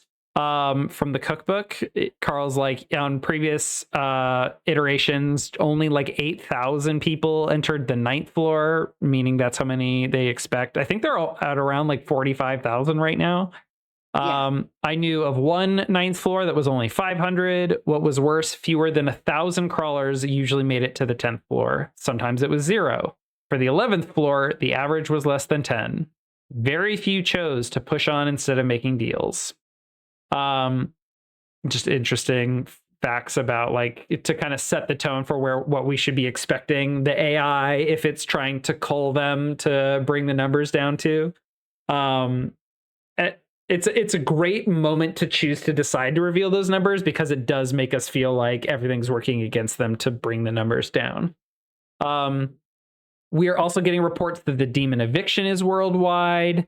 Amayan is fighting Innes's control and trying to cast his own portal spell. We learn that from, I think Samantha explains, like, oh yeah, he's trying to open a portal in the sky that will suck everything up, including him, to get him home. We are further reminded that the demons are paying the tithe of the portals by grabbing people to use their souls as payment. We start to see evidence of bigger, like stronger demons needing multiple souls to pay for a bigger portal for them. Meanwhile, all of our crawlers are just focusing on taking cover. And then, as all of this is happening, Carl realizes that the game isn't trying to balance and fuck them over to cull the numbers down, but that the eviction itself, with the revelation that there are many souls needed for bigger portals, the eviction is actually giving them a really fucked up solution to get into the stairwell. Yep. There is one last attempt by his inner voice. I don't know if it's like the river or Shimaria, or what it is, but his inner voice tries to tell him to stop wasting his time and to just help Imani and himself and move on. And then Carl reveals to Imani, "Hey, remember how I locked the strippers in their training arcade? Yeah, I infected them with slug pox because they keep respawning, so they can keep farming slugs. I was trying to get a really high level slug militia to use on the next floor. We need those slugs. Can you send them out, please?" And so Imani lets them out so that the demons can take the slugs as payment for their portals. Yep. And then Imani is like chastising Carl for this and says it's really fucked up. And then she informs him, yeah, and I cured the mercenaries of their slug disease. And he goes, you can do that? And she goes, of course, it's my whole deal. And he goes, oh. And we realize the whole going to Club Vanquisher was a whole waste of time. Carl just needs to communicate better. But it actually is working out great for us because we have all these slugs. I love the moment, like whenever like the whole conversation that's happening in chat, like in their heads or whatever, because they're not together, and there's like a pause like in the audio, like where he's like, I need you to let them out, and she goes to the training room and she's like, what the fuck, Carl? It's just like it's so funny. Like, you have to imagine like what she's seeing. It's just it's so gross. I mean, I'm sure I'm sure it's an absolutely gruesome scene because all the mercenaries are there. What's that movie with Robert Pattinson? Mickey. Yeah. Like 47. Mickey 17. Like I haven't seen it, but my understanding is he's basically a disposable, regenerated employee that's like testing traps or something.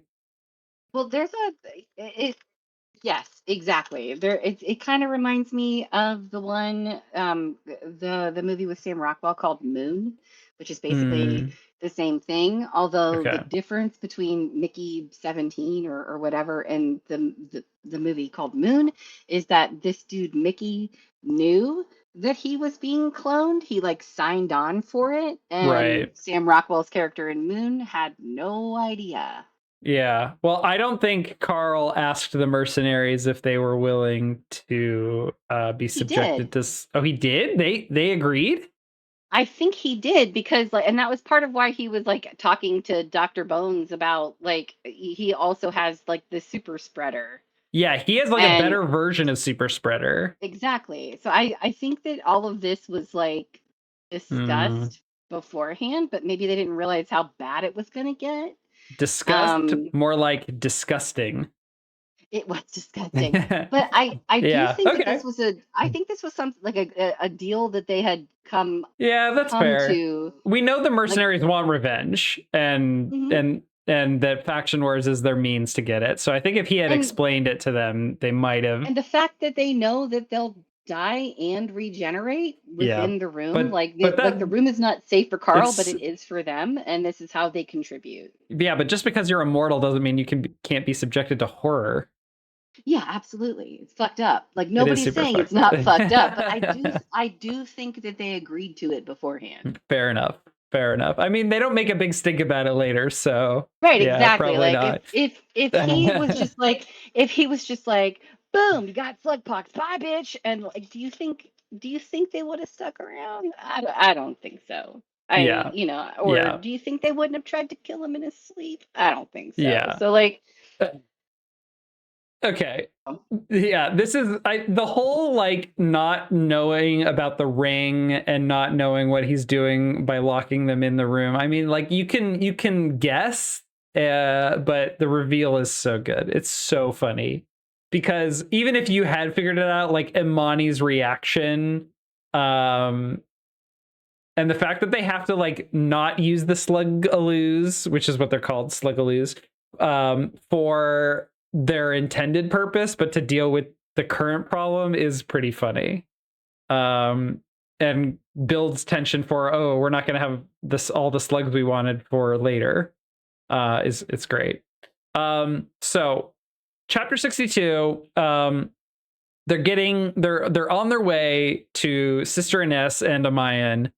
We get an entry from Parrot about how the AI, as it becomes more unstable, it does become more pliable, and that like the whole like sharing with the AI what you want actually seems to become more and more useful if you can get it to do what you want. mhm. And so like the fact that Carl is constantly saying like I want to kill you all, I will break you all, we're coming for you, I want to save everyone. The fact that he is putting that out there, it's almost like the AI is the secret. Are you familiar with the secret, Shannon? Yeah, It's yeah. I hate the secret. It's the worst. I was It's subjected the to the fucking secret and bought yeah. in my early teenage years for a little bit, and then realized that's not the way the universe works. But that's He's kind of how the AI is working. manifesting, Yeah, Nick. he's He's literally manifesting. Carl is being a magnet. Okay, he's attracting the universe he wants to see. Oh God. Oh, it's so yucky. It's Never say that very again. yucky. Okay, all right, I will bring it up. I promise. Love Uh, you. Go. so, Carl reaches out to Prepotente and is like, "Hey, I want to run something by you." And we fast forward to in chapter 62. Carl and Prepotente have a plan to get crawlers into the stairwells without keys and to stop the fighting. But it's going to require everyone to trust one another. Ah, the classic hurdle of people fighting one another. I Uh, mean, but I think he's ever so yes, there will always be like these like dumb shits who are like, I don't believe him. He's trying to screw us all. But like floor after floor after floor, like we're now on the eighth floor, right? mhm. And when Carl has these big epiphany moments and he's like, we're going streaking. Everybody's like, all right, we're going streaking, I All guess. right. because Carl said to, and Carl must have a whatever the fuck, reason. Carl has a reason, and when he has a reason, and he does like the big world quest, like we're gonna do this, and it's gonna save us all. Like people are starting to like, they're starting to believe, Yeah. Well, you know, yes they're and buying into no. his shit. So like, Yeah. I love it though. Like Yeah. he has become a voice A of the symbol. people, a symbol. Yeah. Yeah, For a symbol. crawlers. And yeah, I mean, you can't fault some of these other crawlers when they hear this plan. Carl's Oh and yeah. Prepotente to the masses are like, look, stop fighting. We will get you into the stairwell. You know all those build trench scrolls you've been receiving in your generic loot this floor that we thought was going to be Uh-huh. for faction wars? Actually, the AI has been manifesting for us. Um, I want you to tunnel under the stairwells, Yes. the chambers that are surrounding the stairwells. Tunnel under them. Amayan is going to cast a teleport spell worldwide that will lift them all up, hit the portal, break containment, but then the stairwells will remain because they cannot leave the floor. We know they cannot be destroyed. They cannot leave the floor. It is the hardest settest rule in the dungeon. Yep. So Um, the moment that it hits that yeah, portal, they will then be allowed to enter the fucking yeah, stairwell and without the key. I love that I think it was in the epilogue of the previous book, we kind of saw the same thing. Prepotente broke the entire floor, which was containment of Yep. a stairwell in the middle that they all just gravitated towards and kind of fell into. So Yep. the plan is we're going to fall up into the stairwells Yep. as their egg It breaks. my favorite thing, like when like so before he does this, he reaches out to Pony. He's like, Pony, I have an idea.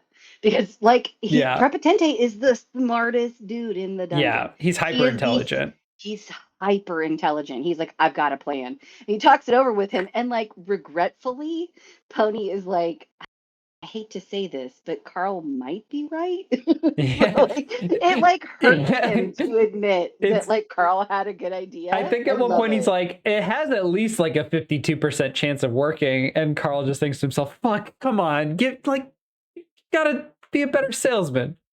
I think It's it's really like funny. he's like 52%, really? And he's like, oh, you're right. I didn't take into account blah blah. It's actually more like 40%. Like, fuck. Yeah. Like it's just anyway. Yeah. Yeah. So you can't blame all the crawlers, but there is a lot of resistance to the plan. Not everyone yet sees Carl as this symbol that is immutable. They do see him as a symbol, but like their lives are on the line. And even when someone Yeah. comes up with like a plan that sounds better than what you currently have, like, you want to be certain it's your life. And so people are like, this is crazy. This is dumb. There's no way, you're just trying to get me to blah. Like there's just a lack of trust, largely. Haven't And all drunk the Kool-Aid, but they no. will. And there's also like a reminder of like, we're at a point where we've already had to do some stuff. Like Louis has his first PvP skull. He's been fighting other crawlers. We all have been, to like protect ourselves and save ourselves. Ren has died. Loads of other crawlers have died. That's also a gut punch. Ren didn't need to die. She didn't need to, but I think it's just I think she was ready to go and she went out on her own Yeah, terms, kind and of. that's more Well, that's her she friend was done. Her friend like lost her husband in that fight with Quan, and so that person was done.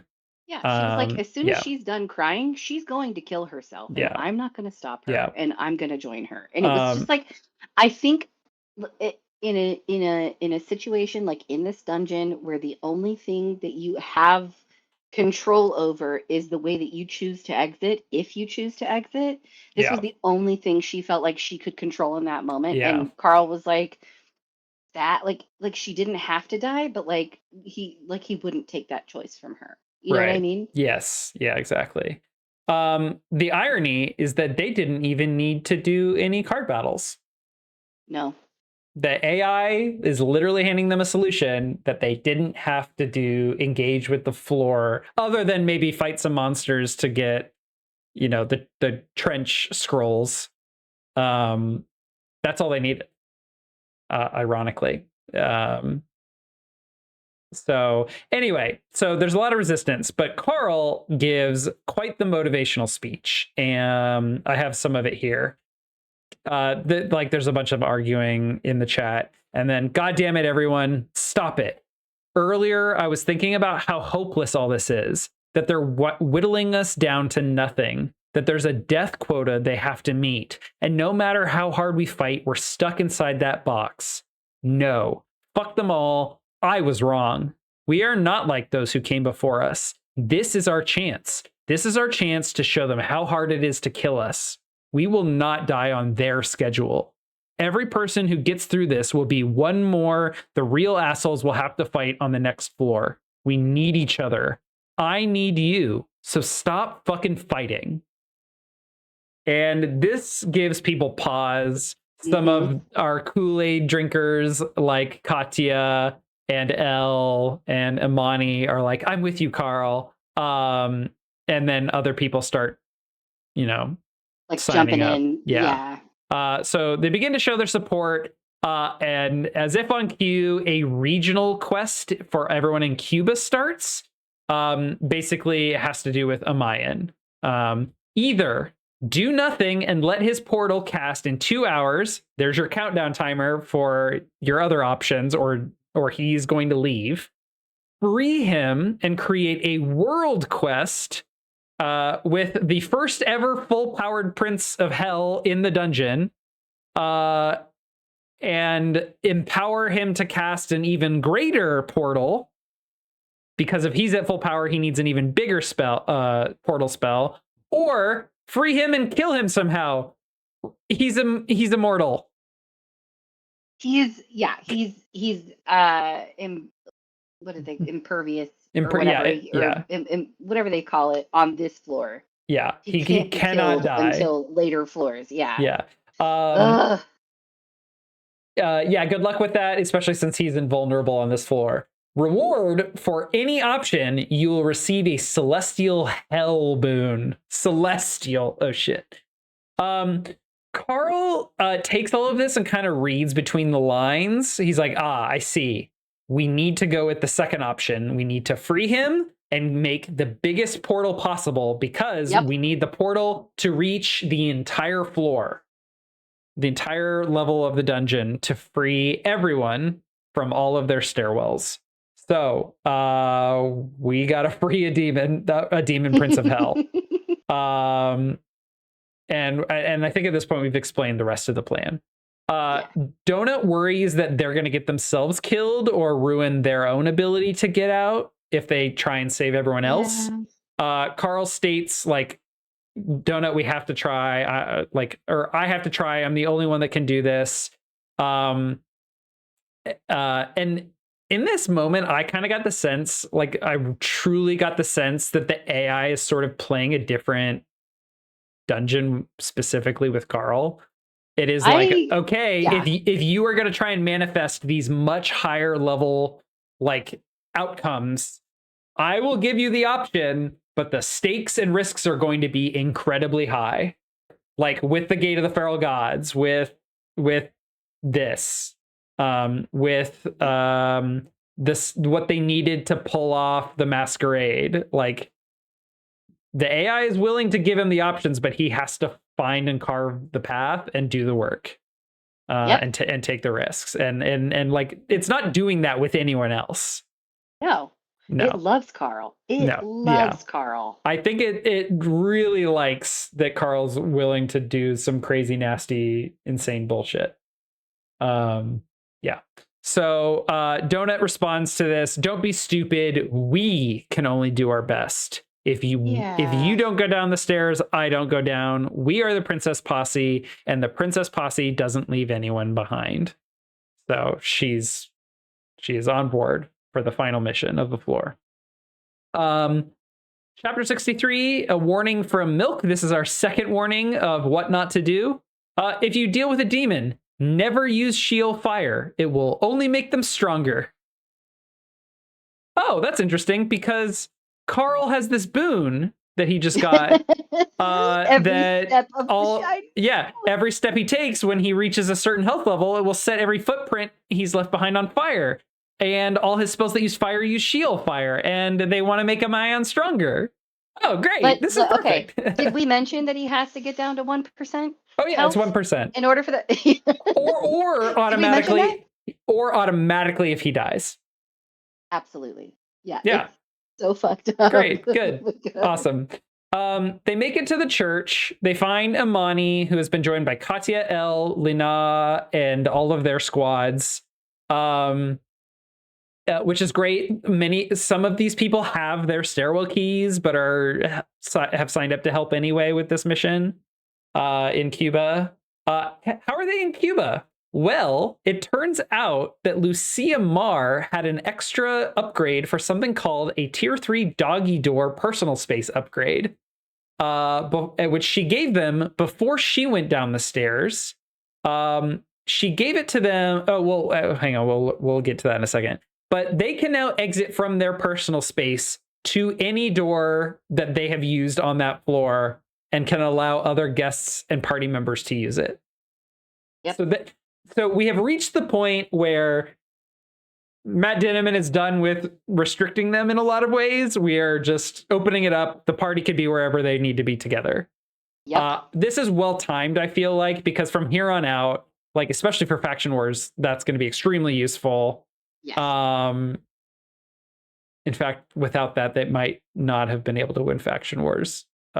Spoiler: they win Faction Wars. Well, obviously, there's a book. There's another book. But I'm realizing that this was an incredible upgrade and how vital it is. But also beyond that, seeing the numbers of crawlers that typically make it to the future, like this is going to be useful for keeping all these people together.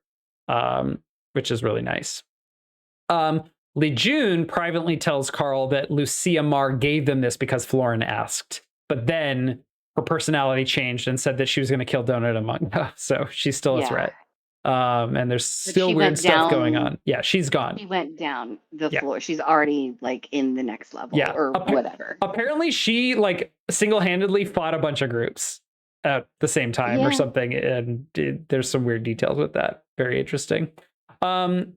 Despite the circumstances, Carl has his like end of book before the final battle. Like, I'm feeling really hopeful. And he does reflect on like all the darkness and isolation and futility that he and everyone else has been feeling since the masquerade. That feeling of isolation that we've seen through Carl's eyes, like that everyone has been feeling that. And the effect of the masquerade was supposed to break them moving forward, especially like with the seal or the stamp of finality of like them having to face all their hydras of their loved ones.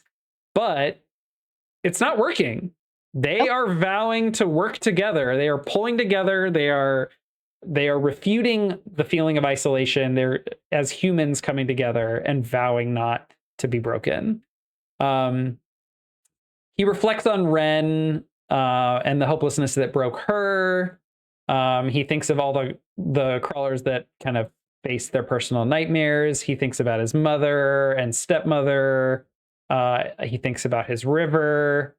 It was loneliness. It had always been loneliness. That veil was ripped away.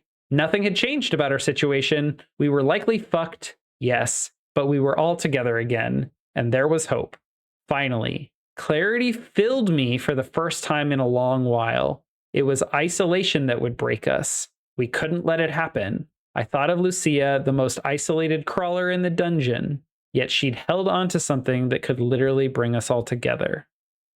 The doggy door, he means.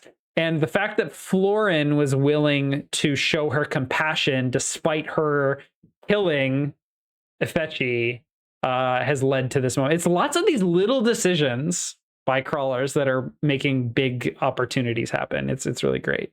Ultimately, Carl replaces isolation with feeling gratitude for his friends. That's what this scene is all about. Being gracious and being communal.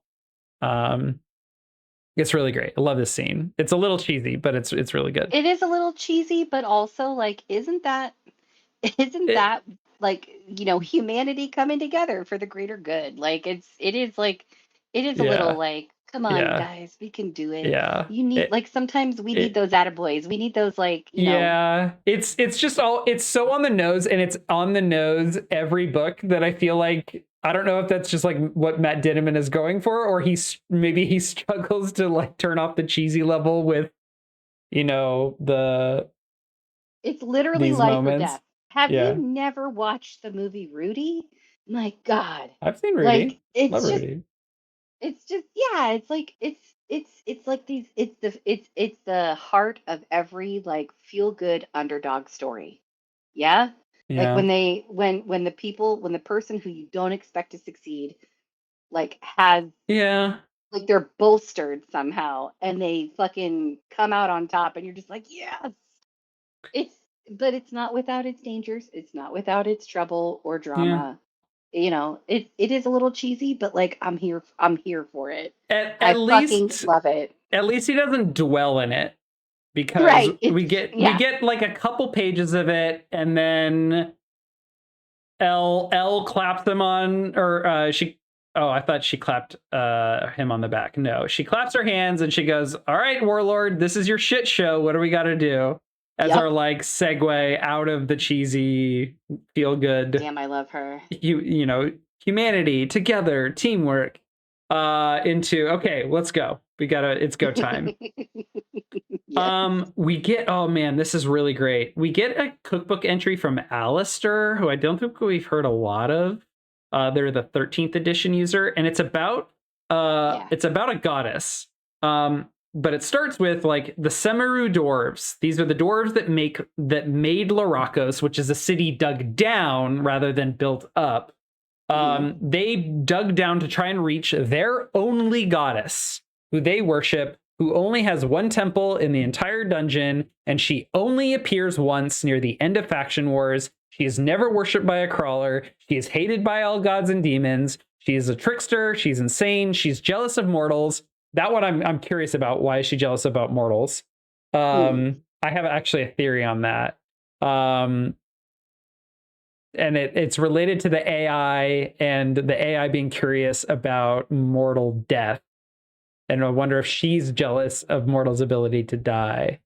I don't know. Maybe not. Maybe. But I do want to anyway, point out that in one of the seasons of Fable Table, you built a city like this I in did. in one of I did. it was a really good one. That was, I mean, I've seen in a number of fictions, Yeah. dwarves, live underground in kind of cave systems, or you go Yep. through caves and there's a big wide open like chamber, kind of like the city in the Matrix. But just the notion of kind of like a pit mine is like a very simple way of building a city. Uh, I And the that, lower that the always, level, the higher the prestige. yeah, that Absolutely. always tickled me. But in Yeah. here, this is actually very interesting. One of this goddess, who is Isalta, or Yisalti. How did they I think it's salty is how they pronounce it. Isalti? One of her nicknames is the downward spiral, and we will learn later Larakos, which is built to try and reach her by digging down, is in a spiral. And I believe her one and only temple is at the bottom. Yep. Um. Anyway, Alistair reveals, like, in my Tagi religion, she is also known and represented as the Inevitable.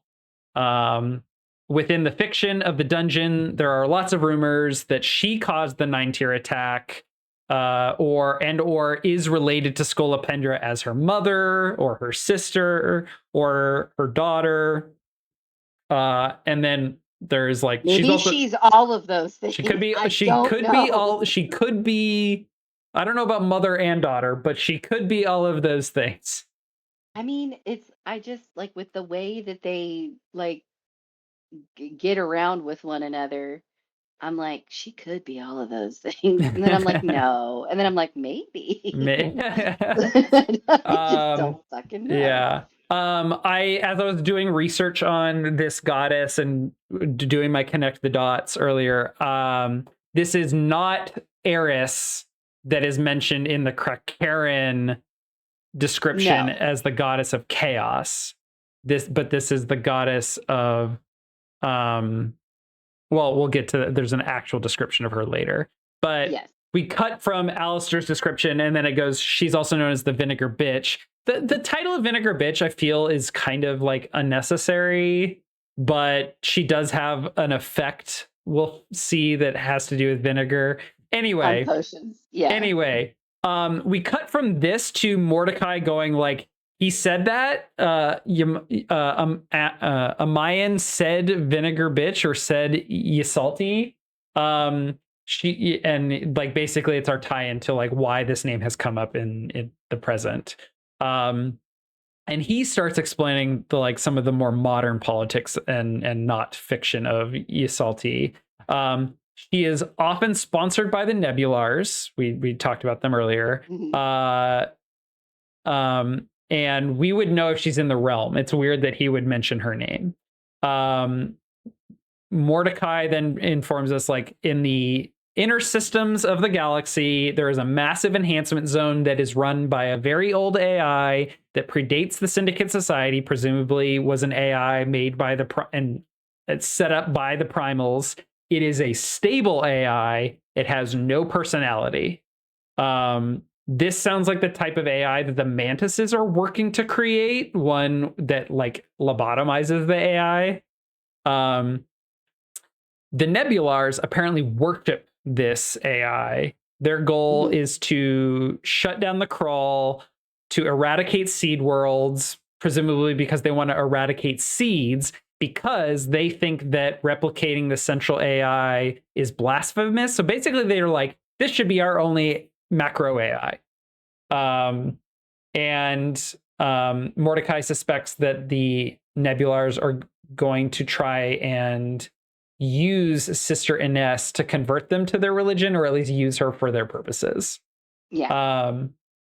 Chris, who we haven't heard from in a long time and has kind of sadly become kind of a minor character, is working on doing a lot of tunneling to get under a bunch of stairwells and doing excavating while the rest of the group head out to go fight Sister Ines.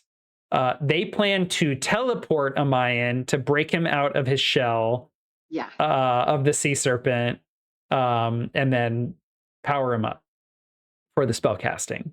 El and Amani hang back to protect their escape route. Prepotente clears the air with Carl while they're on their way and shares, I've decided not to hold you responsible for my mother's death. Kind of sweet, kind of silly, because we already know Carl's not responsible. But even so, he's like, thanks, Bodhi. Like not sarcastically. Like he's like, thank you. Yeah. They think basically this is them bonding a little bit. Yeah. Even though Prepotente continues to be like, don't call me Pony. It's a special name. Yeah. A special name. It's a special name. Chapter 65 is the beginning of kind of like what feels like a tactical mission. You know, you're like Black Hawk Down, your sort of like Jason Bourne group, your SEAL Team 6 mission. And how does that go? It's interesting. We get to see some bigger spells, which feels like kind of a preview of some mass combat. We get to see one of Elle's like massive. It's like a massive blizzard spell. Donut casts. I think her Elle's spell is called like Grapple or Grapple. Something, or grapple, something like that. But like she basically like blows her load, and she can't do it again for like another like week or two or something. Like it's a big one. But yeah, she wrecks a ton of, I think, demons. Donut uses some spells on zombies, I think, to take control of them. They let loose more sluggaloos who are really funny and like kind of their own fucked up little SEAL Team 6. Yeah. Except it's more like Slug Team 6. they reach what the main building they need to go to. It's called the Fox building. I don't remember what the acronym stands for. But Amayan is attempting to cast his spell. They head all the way up to the 32nd floor where Sister Ines is. It goes pretty quickly. Carl uses his Nighty Night wand to knock out Sister Ines, and Louis just kills her. It's kind of unceremonious, which feels very sad for Sister Ines and that character. But like leading up to that point, like they thought they were gonna like sneak up on her, but she straight up like she's like one of the fast moving zombies, like from like every horror movie now. Like she's like completely psychotic, foaming at the mouth, running at them full tilt, and like and then it happens like boom, she's out, she's down. Yeah. And like Louis decides that he's gonna take the player killer skull because he doesn't want Carl to. Yeah, Carl still doesn't have one, I think. Head. Right. Yeah, he didn't kill Frank. He didn't kill Maggie. Wait. Oh no, I guess Mongo killed Maggie technically. Yeah, he like scooped her up out of the and just tossed her to Mongo to eat. And then Mongo ate her, threw her up, and then ate her again, threw her up again, and then Donut, But like before that, like he hit a heal potion and then she shot out of his neck. Yeah, and then Donut got credit for Donut got credit for Quan. Yeah. Anyway, so they kill Ines unceremoniously, and that's that. Except, as a reminder, she is a bard, so she's got poet laureate. So she has a patron. Who is that patron? Hey, remember how Isalti is never worshipped or never sponsors? Is never worshipped. Well, Isalti is enraged because of Bible beating. Because of Bible beating. Bug nuts. Because of Bible beating, fucking bug nuts, crazy, like Christian, like Shiite Christian sister, nun murdering Sister Inez. Yep. Hey, remember how Isalti never appears until the end of Faction Wars? Well, she has entered the realm, and Louis is marked for death. We then learn that Isalti is immediately sponsored, but her sponsor does not possess her. I'm not exactly sure why, but it kind of pays off a little bit later. We get an actual AI description of her, the goddess of hopelessness and insanity. She is sponsored by Pontifex Shrine of the Nebular Balance. Warning, the sponsor is not currently inhabiting the shell of this deity. She will speak and react as per her regular nature. Considering who this is, that's some bad fucking news for you guys. I love that. I love that the AI is like, you'd be better off with the sponsor possessing her. Yeah, for real. She hasn't, there's more, and then she hasn't always been considered the goddess of hopelessness and insanity. First, it was of the dirt. Then it was of tears. It's a recent thing that they started calling her something else, the downward spiral, the vinegar bitch. Her downfall mirrors that of the citizens of Larakos who have embraced the deity in all her forms. That's what happens when everything you know is upended and everything is taken from you. First they vilify you, then they separate you, then they blame you for what they're doing to you, then they hunt you. It's the step after that which is important, the one where they start to fear you.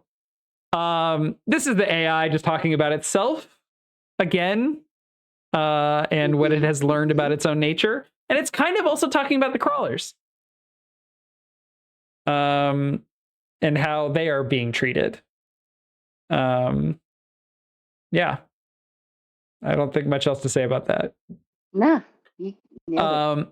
Carl's patch activates in her presence. All potions in her presence are turned to vinegar. But if and when she is banished, they return to normal and are empowered and are stronger potions. She immediately starts going after Louis. Samantha distracts her. Samothy, is that you? Isalta asked, ignoring the demons above us. or the demon above us. You dare show yourself to me after what you did? This is when I go, oh my god, what did happen between the two of them? Is this the key? Is this important? And I started doing my research, and then only after about 10 minutes of looking into this did I read the next line. Something with a reverse hedgehog at a party is basically what happened. Just she pranked her. And everyone laughed at Isalti. And she's bitter about it. So they get into this big combat. It's pretty chaotic. The building is, of course, starting to collapse. Amayan in the snake body is starting to like fall around them and break more of the building. Carl's teleport automaton reaches him, teleports him just a few feet because they don't want him going anywhere else. It releases Amayan from the Madre de Aguas body, which disappears. But Isalti is still controlling Amayan. And a new quest begins, the missing piece, stating that the crawlers in Cuba must free Amayan from Isalti's control, and he must start casting his spell before Isalti returns automatically in 10 minutes. Both Amayan and Isalti become card deck holders. Yep. Big battle. Yeah. Big battle. And the AI is basically like, Amayan cannot break free until he has played all of his cards. Isalti is controlling him. Isalti cannot be killed. Basically, you have to survive through all of their totems long enough to free Amayan. You cannot kill the god, so you have to hold out. Let the final card battle begin. This is insane. It's just utterly insane. They basically only have a few, like 7 or 8 minutes to resolve this. Or no, 10 minutes is basically what the AI tells them. Donut is panicking a bit, but Carl turns to her, says, "You got this?" I asked as I quickly worked. "I am the current reigning champion Persian cat in the galaxy. I have received more trophies and purple ribbons than anyone alive. And most importantly, I am a warlord of the Princess Posse Faction Wars team." She turned to regard me. "Yes, Carl, I got this." Love that. Donut is like gaining her confidence, or at least is showing up for this moment where she needs to show up. Yeah. She's like, yeah, no, that felt good. That felt really good. They get a quest update that reveals that there are not enough souls left in the realm for Amayan to cast his spell, and that the souls of the realm need to be replenished. Oh no, how are they going to do well, that? The AI actually kind of hands them the answer. Little bit. If only there was a way to replace the souls that had triggered the event in the first place. The same type of souls, the same flavor of chowder, so to speak. A nod to the Chowder Wars that was instigated by sperm-killing babies in the ocean. Oh God, it's so no. They're okay. Okay, yeah, no. Let's keep going. Refill the world with souls, then power Amayan up before the timer runs dry. Gross. So it's Carl, very gross. Yeah, it's very gross. We'll get to the grossness. Amayan grabs Samantha and asks her to fly him to the beach. He tells Donut to use the Midnight Express card. This is a card they got from Quan, I believe, or maybe from the. It doesn't matter. They got a card. It makes Carl the temporary deckmaster for a few minutes. He proceeds to summon Raul and tells him that he needs to fertilize the ocean full of crab eggs to create more souls. Glorious Master Carl, that's a lot of pressure to perform. You have been training for this your whole life, Raul. This is how you save everybody. Go into the water and do it fast. So remember when I said earlier, there's a line, there's something that they like that is said that is just so unbelievably gross that you will find on the cover of the hardback of this book. What is that? I need a baby seal. Yes. Okay. We'll get to that. Raul is still protesting. My hallowed seed contains of the essence of my holy ancestors who must fight for another chance to rise to the next stage. He's like, no, this is not how my seed should be used. This is his argument. I try not to let my frustrated panic edge into my voice. That just means the survivors will be the most worthy, right? Carl argues, survival of the fittest. Raul, so Raul gets on board. Raul claims he needs a baby seal, the line you just gave us. Nearby, Carl goes, what the fuck, why? And he's like, basically like, it's a genetic reaction. If there's a baby seal, I can perform better. Like, there's a dead baby seal over there on the thing. He's like, oh no, oh no, yeah, this is working. This is working. Yeah. Like, yeah. Oh god. Carl then proceeds. So Carl's gotten that plate spinning, and then he summons Alpha Carl from the deck as temporary deck master. I just want to point out that, like, Patrick Warburton is also the voice of Alpha Carl. Oh, he is? As the voice of, yeah, oh dude. My he's God. he's the voice of Alpha Carl, as well as the voice oh my God. of his father. So he's like, so when he's Alpha Carl, but like was summoned by him, he's like, "Hey, buddy, how you doing?" Like he's like, "How can I help you? You look stressed." It's really funny. Yeah. I sent you the audio. So he summons him. Oh, thank you.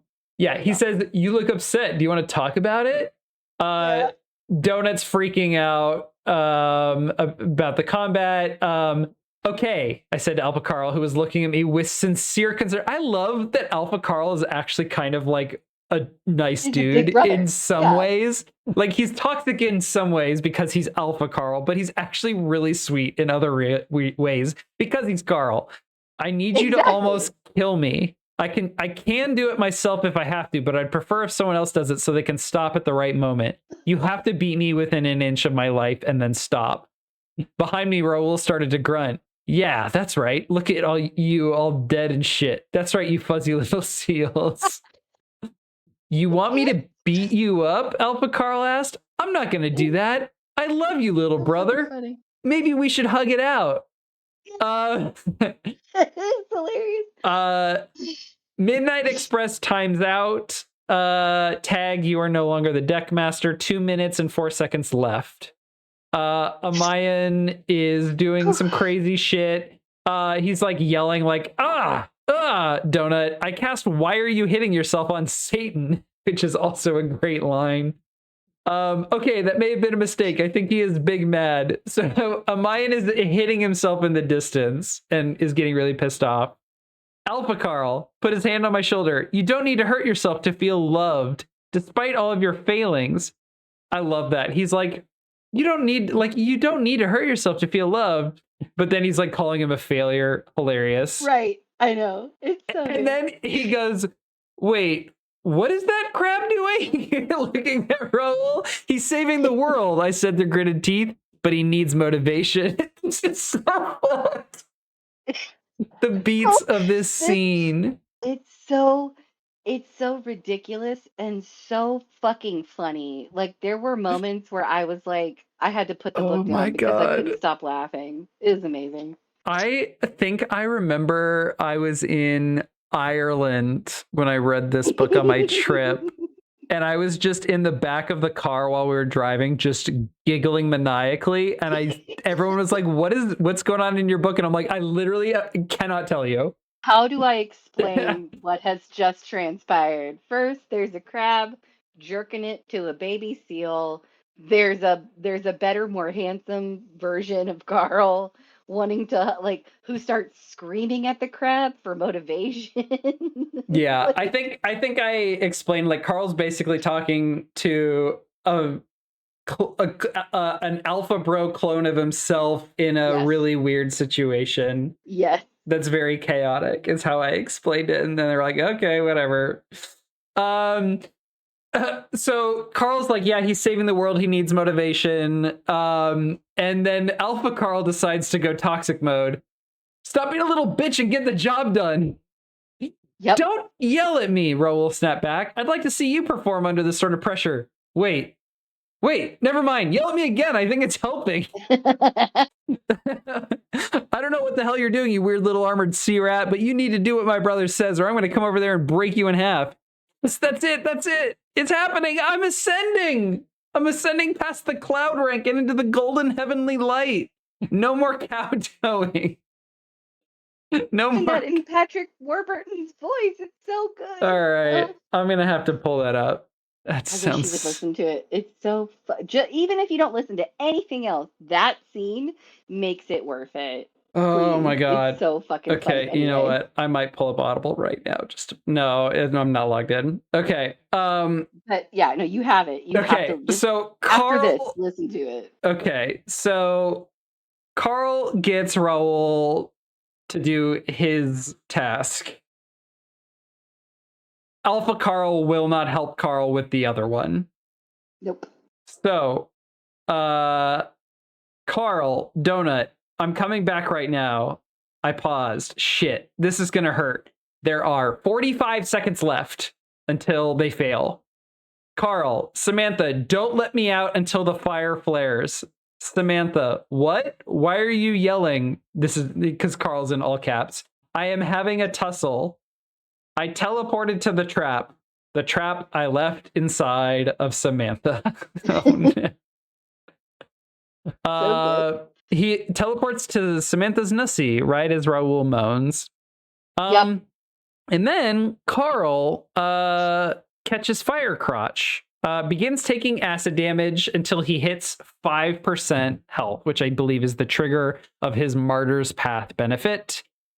He releases shield fire everywhere that he has stepped, which empowers Amayan. Isalti is killed by Paz somehow. I don't remember. I was kind of brushing. Didn't explain it. No, they didn't. No, they don't. Like they just got the notification that Isalti had been it's- killed by Paz He's like while he was at the beach. He's like a sort of paladin class, so he may have an ability to self-sacrifice. It was a weapon. It was a weapon that he had on his person. Oh, that I see. He was able to kill Isalti with. Like a Godslayer weapon. Yeah, exactly. It was a Godslayer weapon. So like that was the only reason why he was able to kill her, was because of this special thing that he had, which, you know, after the fight and everything, which is like when they get the card back. Yes. They're like, we could keep him. We could get that item that he has. That's going to come in handy. But Carl honors his wish and tears the card. Yes. So yeah, we don't know how he did it. Yeah. We didn't see it because we weren't there. Right. But we know how it happened. So they complete the quest. There's a bunch of drama. Carl thinks that he fails, but he doesn't. And he continues to take damage and realizes that he has teleported to Samantha, who is in Amayan's hand, who has Stop Hitting Yourself cast. So he is getting hurt by Amayan punching himself because he's in his hand. The demons are still swarming. Imani and Tran are trapped.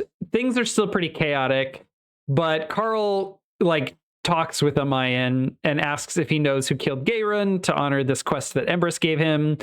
Amayan's like, I'll tell you if Empress assists me in killing my brothers. To which, I think Carl gets a quest to do it. And then Amayan's like, I don't give a fuck about you, and kind of just drops them. But because Samantha can fly, they float to safety instead of down to shield fire.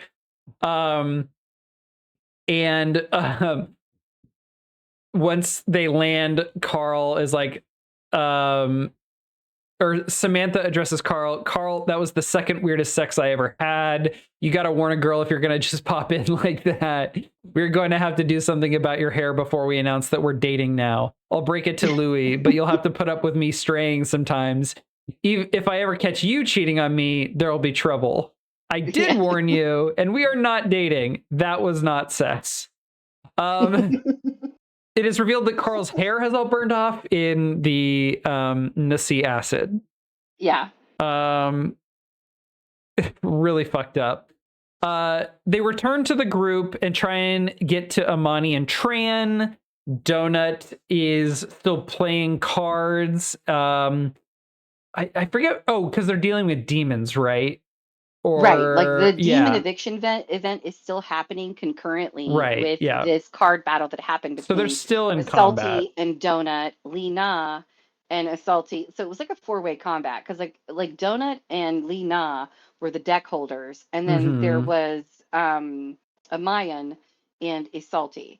So like it was the two demon gods or whatever they are, Right. Right. and then the two crawlers Yeah. essentially who were, Yeah. Yeah. but then everyone else in the squad is out dealing with the demons at the street level, Right. or Got it. running from the demons because they can't really Yeah. fight them. That's right. Um, Donut is fighting a bunch of demons. She has a bunch of totems summoned. She moves to combine. This is fucked. Alpha Carl with She Maria, Yeah. which is going to be a weird combination. And then right as the spell is flying at them, she kills Alpha Carl.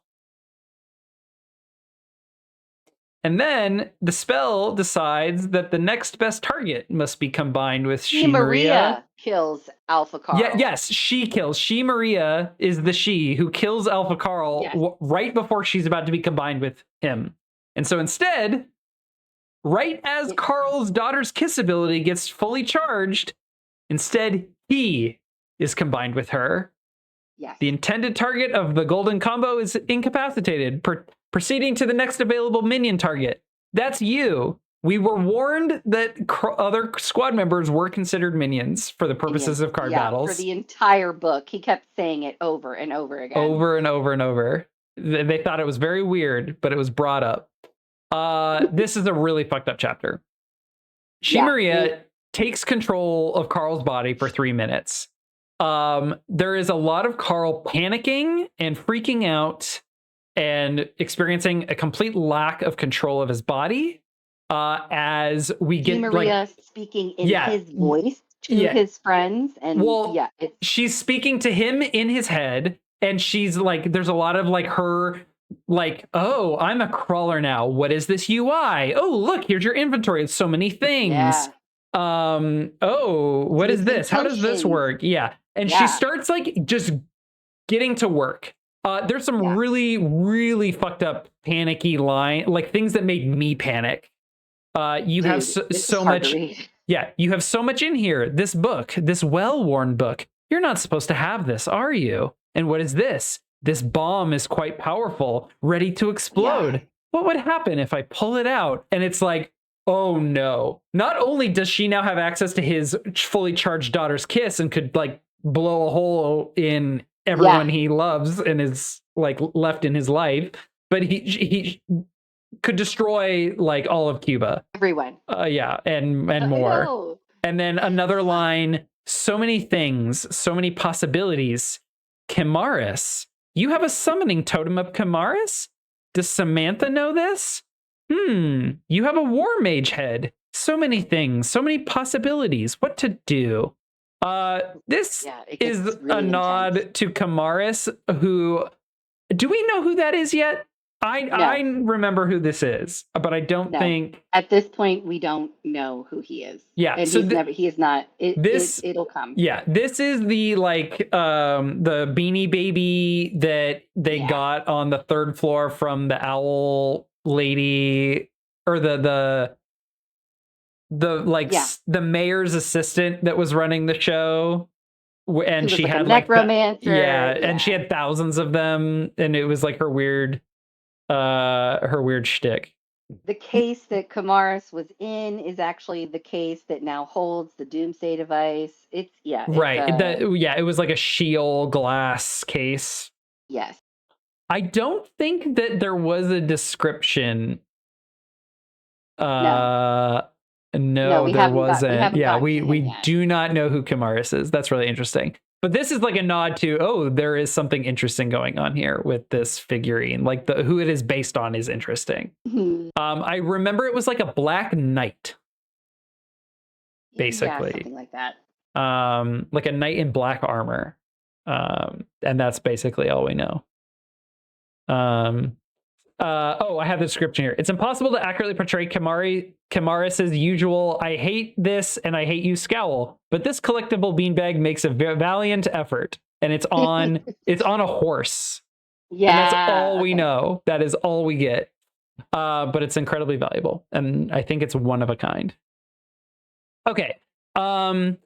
There's another voice that pops into Carl's head, a male voice. "Child, hold on with everything you can.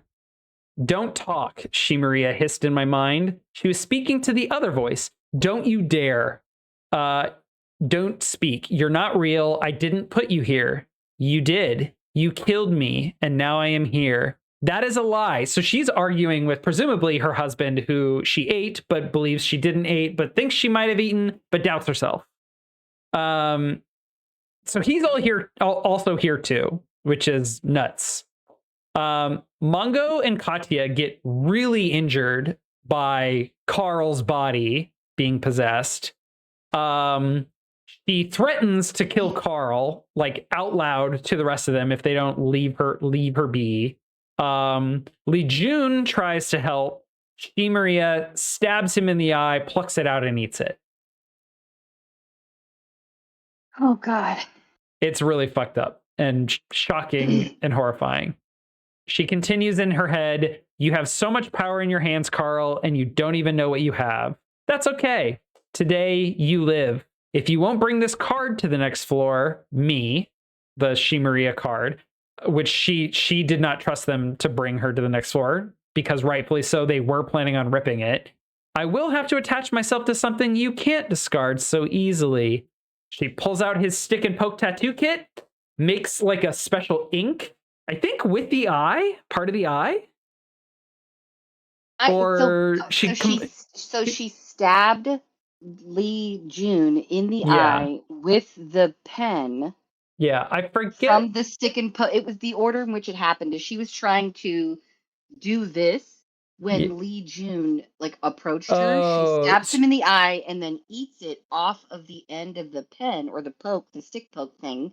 Right. And I just forget what she made the ink out of and if that was important. Blood. She stabbed it into her own chest, pulling her own blood out, and then tattoos it on Carl. Oh, okay. So we get another blood tattoo, which we've seen before. There's a little bit of Lee Jun in the poke thing, so that she's. Oh, that's right. You might get some of his abilities too. Oh, that's right. Yeah. It's super gross. It's burned in my brain, dude. Yeah.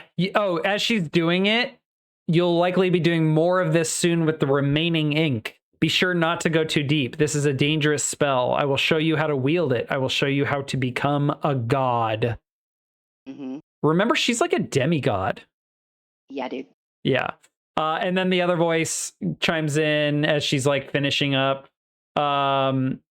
She says, "You might get some of your friend's power. I'm with you, Carl, until you decide to free me. I will no longer be a card you can abandon when you can rip away. I am part of you, and you will have to decide. Keep me with you and gain my power, or set me free. Either way, I win. It is done. Now let us flee this place. I will not let you die. If you die now, I will die, and we can't have that, can we?" And then the other voice, "Don't trust her, boy. Get her out as soon as you can. Don't ever trust her." Oh God! It makes the I get goosebumps. I have chills running up the back of my neck because I know what's coming. But, yeah. Oh my God! He returns to normal. He wakes up. He sees the tattoo. There is no description. It simply says tattoo, the eye of the Bedlam bride. Ta-da! And he asks how Katya and Mongo are and passes out. We quickly learn in the next chapter that Mongo's entire right arm and wing are gone, and Katya is badly burned, but she, through her ability, just kind of reshapes herself. Reshapes herself around it. And heals. Right? Oh God. She definitely heals. Sure. Yeah. He asks if everyone is okay. Louis answers him with kind of it's not great. But it's not as bad. Carl, and he trails off, and Carl in his mind says, "Not as bad as the Butcher's Masquerade," he almost said. Yeah. He can read minds now. He has Shimari's power. I don't think that's it. I really don't. Really? I don't think he's like, That's the sense I got. And I I think you're felt right, like because we don't see him reading anyone's mind again, I think. But it's that's how more this like felt. It felt very there ominous. it does. And I mean it could be that, knowing Matt Dinniman, who knows? He might call back to this moment in the next book, in book 9 or whatever, book 10. Hmm. But like I got the sense that it was very much like he was going to say the Butcher's Masquerade, and he inferred that from the fact that they're about to escape this fucking hellhole. Yeah, And they're that's like right fair. at the bitter That's end. And fair. it's like it's not as bad as it was last time. Like, and the last time they went through this was the fucking Butcher's Masquerade, where they were all on top of each other fighting in a pit. So Right. like I don't know, like that Yeah. was the sense Yeah, that I got they had going a into this. lot, they had even worse wounds to lick at the end of that, and they were pretty Yeah. devastated. I mean, like yeah, calling back to the start of this book and where they were at. Exactly. Yeah. Um okay. Um Basically everyone's okay for now. Carl's hair has been burnt off, which is the greatest tragedy. But he apparently has a tonic that he can use. Oh, the Rev Up hair growth tonic Air from the potion from the yeah, Mantars. yeah, from the man.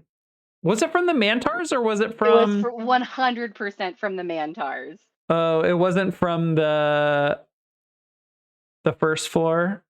No. No, it wasn't. You're No, right. You're right. You're right. yeah, there, because so the other from the first, or maybe it was the second floor, the Jugabooms, the That's tonic or whatever, yeah. that was something else. That's Like what I that was was their, thinking of. it's And the their smoothies that they moonshine, the made. Yeah. smoothies. Exactly. No, Yeah. the Rev Up hair potion is definitely Okay. from the Mantars, because they're Yeah. like all beefed up on testosterone, and like an excess of testosterone makes you lose your hair. Like that's a real Mm-hmm. thing. That's a real true fact, buddy. They're missing Peace Quest updates stating that they have succeeded, and a timer will indicate when Amayan's global teleport spell will be cast in each region. So every crawler has like their own local timer because they're all spread out, and the portal won't affect them all at the same time. There are crawlers underneath the stairwell chambers, and they're making it work. The AI is basically like, you do have to be in the right position or it could get kind of gnarly. But there you go. I gave you this opportunity to make it to the next floor. That way, instead of dying on this floor, you can die on the next. You're welcome. Yep. But so like going into this next floor though, like what Mm, you were talking about, like at this point, at this level, like usually almost all the crawlers are gone, easy to conscript a handful here and a handful there into like whatever other army, but they're heading down at like 30 plus thousand, yeah. which is unprecedented for this level of the Yeah. dungeon. Yeah, we actually in a moment are about to get some numbers. Fuck yeah. They're basically waiting it's kind of the same as like the end of the Gate of the Feral Gods, where they're just kind of like waiting for something to happen as a timer is ticking down. Carl and Donut proposed their first of 3 emergency action items in the Warlord interface. They suggest that any remaining proposals that haven't been voted on. Earlier he mentions like basically the other factions, because they're so pissed off that they're quarantined and cannot leave, are just not voting on anything. And Carl's emergency action item is that the viewers may vote on any remaining action items. So they used up all of their voting, their vetoes, their emergency action items. Every team has used every single one of their emergency action items Yes. before they ever got into the dungeon, trying to like usurp, the AI, trying to usurp the dungeon. Yeah, and also stop the NPCs from flooding Laracos, stopping Exactly. the Princess Posse from forming their own team. They all got spent.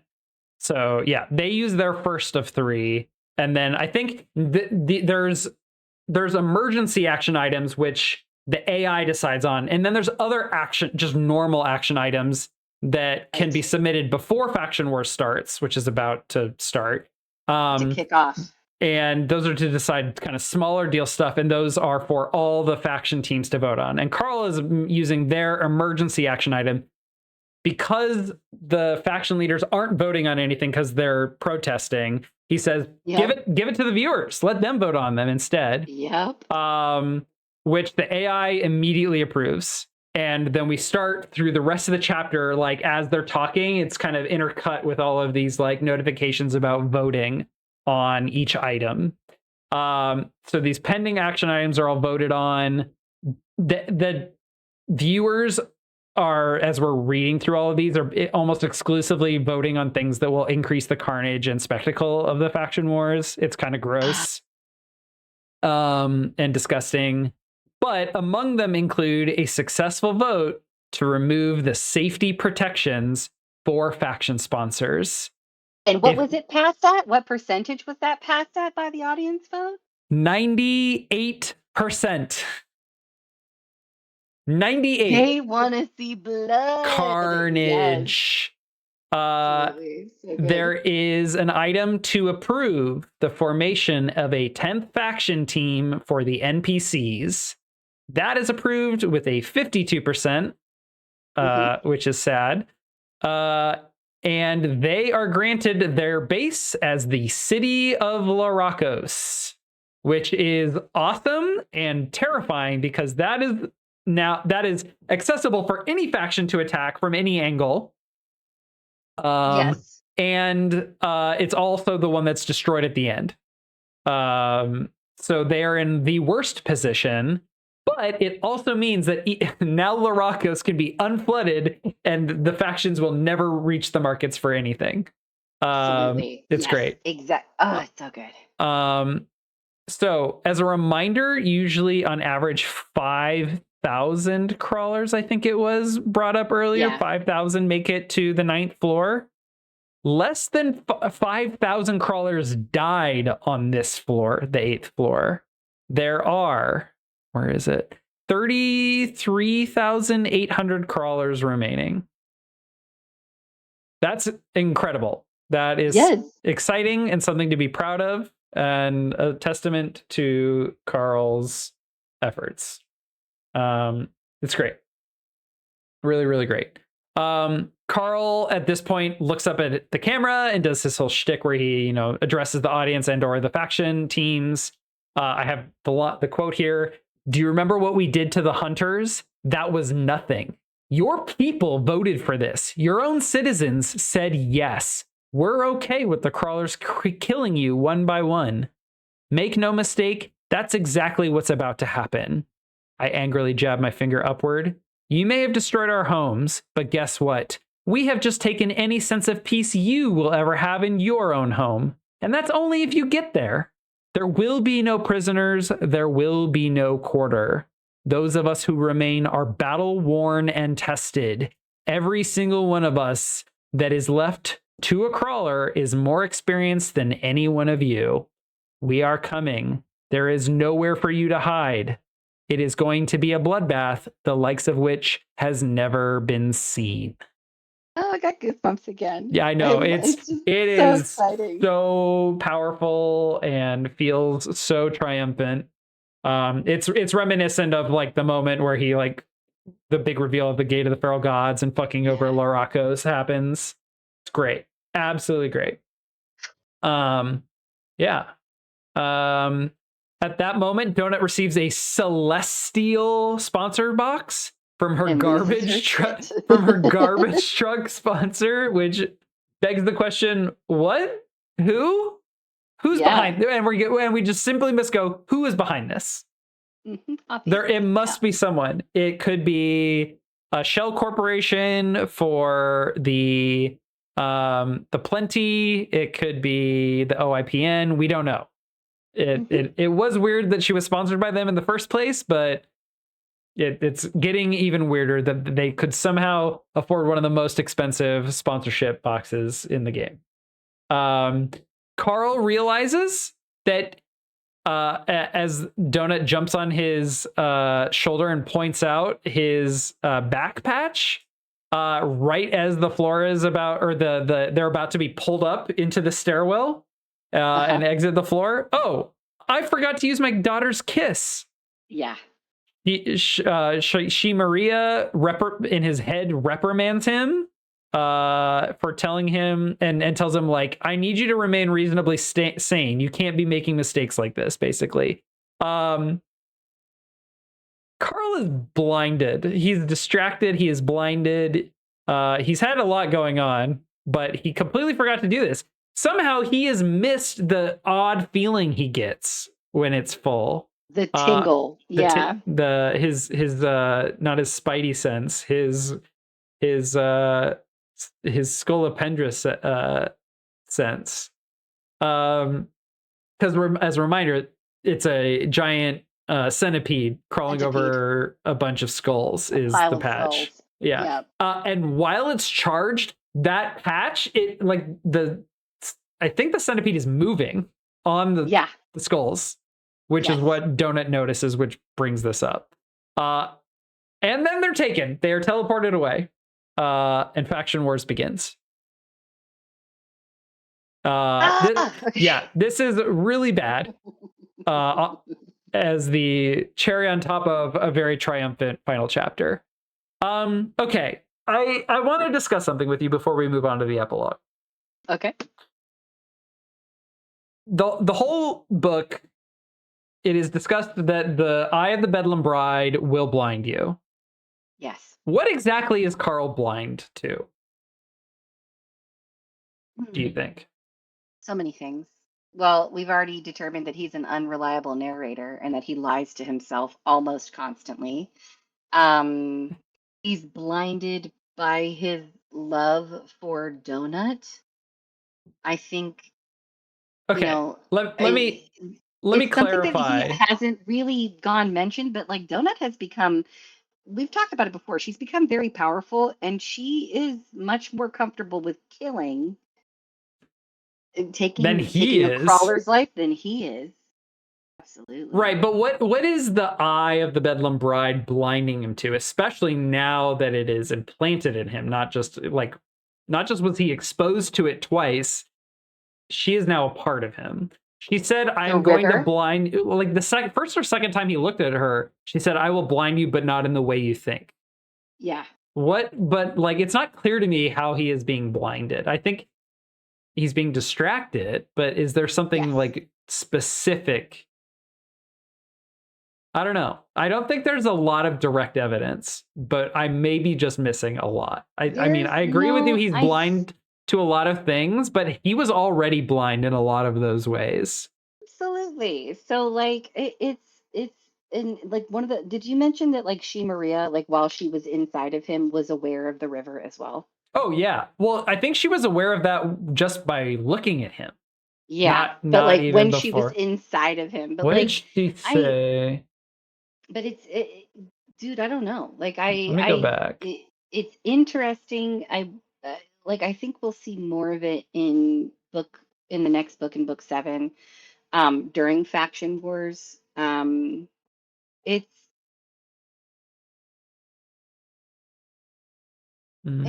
can mean so many things. I don't think it's specifically called out here. Yeah. But like it's not like he's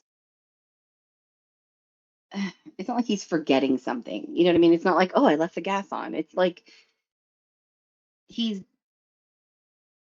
I think it's more like the blinding is like a shut off valve for his ability to process. Like he's just begun to process complex emotions that he's been burying for his entire life. But in his defense, he's been a little busy. Yeah. You know? Well, I'm remembering that a lot of the like description of like how, like, I think Odette talked about how the blinding is like, it's when it's not blinding you, like preventing you from seeing something. It is a focus, like a singular obsession. So I guess the question I should be asking is, what is Carl now becoming like obsessed with? Oh, killing like all of the showrunners in the entire universe. Killing everyone who like took his home from him. He is singularly Yeah. like he is singularly focused on revenge. It is Yeah. all about revenge and avenging his planet and the human race, and also like his he like doing this like in like for his brothers and sisters, the other authors of the cookbook. Like he is like, I'm not only claiming this revenge for us, it's for you guys too, Yeah. for everyone who's been put in this position before me, because this is now the 25th issue of this book that's come in here. And like, but how many hundreds of crawls happened? Thousands of Mm-hmm. crawls happened. Yeah. Like it's yeah. So Yeah. revenge, Yeah. absolutely I revenge. suspect it's kind of a long answer. Like it's going to come in the next couple books and through the Yeah. finale. But it feels like right at this moment where Carl gets his resolution and begins to process his trauma, and like we have evidence that Carl is like a compassionate person that wants to see the best in everyone and is willing to give people the opportunity. um like we've seen all of these like pieces of Carl's humanity start to shine, really actually shine through, because he's working through his trauma now and opening up.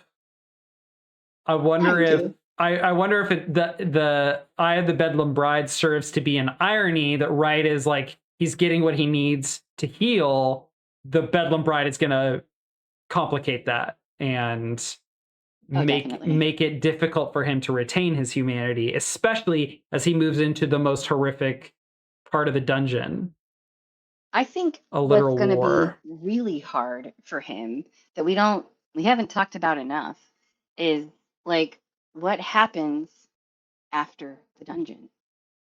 Yeah, yeah. After these people have become battle hardened warriors, Mm-hmm. killers, Yeah. like like the only thing that they know at this point is death and destruction while trying to hold on to little bits of normalcy. And I think, for Louis's part, I think he, like what you said before, he's become kind of like the heart of the group, like where he's like, "Hey guys, can we like," he makes things normal in a Yeah. way that they desperately need, because all they're thinking and eating and breathing and like they're just immersed in like horror. Yeah. Louis is like, "Hey guys, let's have a Christmas dinner," But like yeah, but it's so even Louis. he ended up having to kill other crawlers to fight to protect himself and keep Yes. his key before they figured out that they didn't need to do that. But Um, even despite that, he's still holding it together yeah, for himself and for everybody else. He brings that like touch of normalcy that they need. And that's what I think I worry about the most, is like when they win this at the end of everything, because they have to. yeah. What happens to them? How do they continue to live without the dungeon? Yeah. Well, the epilogue actually, interestingly, takes a look at that question. Hey, how about Uh, that? but so it's broken up into three parts with three perspective characters. The first is a flashback to Agatha the day of the collapse. Yep. This serves to just give us more like AI stuff and residual stuff and primal stuff. So it's a flashback to Agatha. It is revealed that there is a conflict between her people and those of the apothecary. So I think Oren told Carl that there was two types of residuals. Oh, actually, I don't think we actually even brought that up earlier at the start of the episode, but Oren brings up there are two types of residuals, but he doesn't bother explaining it because he doesn't think Carl needs to know. And Agatha further emphasizes this and gives us a little more details. She is a type of residual, and the apothecary are another type of residual. Yes. Who it's really kind of worded kind of funny, but she's when she brings up the apothecary, she refers to the apothecary as a traitorous primal, implying Hmm. that she is a primal or serves a primal, and the apothecary is another primal. Mm-hmm. But we know the apothecary are hive minds that separate parts of themselves, and that's a residual. And Agatha is a residual. So Agatha is a part. I in my notes I wrote a partitioned primal, because like the way we understand AI is that they are like, synthetic intelligence, presumably uploaded into hardware and not necessarily organic, but maybe also they are organic. But anyway, it's a separated chunk, a partition. It is revealed that the apothecary is a type of primal, residuals are primals, or at least partition primals, and that the syndicate does not know this. She says the syndicate has not figured this out, and if they did, they would take so many more steps to deal with them. However, both groups, both types of residuals, seek to recruit this AI and all AIs, but this one in particular, because as it was previously mentioned, the mantises have their lobotomy method now. Any future AI is not going to be able to be convinced of anything and is going to be on a leash. And that in Agatha, she specifically wants to release this AI so that it can go free the eulogist. And I believe this is not the first time the eulogist has been mentioned, but it's the first time that is explained. The eulogist is the AI in the inner systems. In the inner system, in the center of everything. The one with no personality and is stable. She wants the eulogist. She wants the eulogist to be freed so that it can return to its slumber. I don't exactly know what that means. But she calls our AI a primal, and that the Krall's enslavement of them is stealing, reawakening, repurposing, and torturing them. And finally, she reveals that the apothecary's intent is directly contacting crawlers this season, and that it wasn't to convey any real information, but rather to secretly install an upgrade in the crawler. Wetware. Maybe via coffee. The coffee we kept getting imagery and sensory information about. The quote about, "This is more than the failsafe. This will destroy everything. Be absolutely certain." And that's all we get. So, primals are just AI. AIs are just primals. Carl is an AI. Or he has the same protocols and programming that an AI has. Yes. Because he's organic, but he's been upgraded. Correct. So he may gain the ability to interact with enhancement zones and control them, is where I am anticipating this is going. Which is crazy. Absolutely crazy. Okay.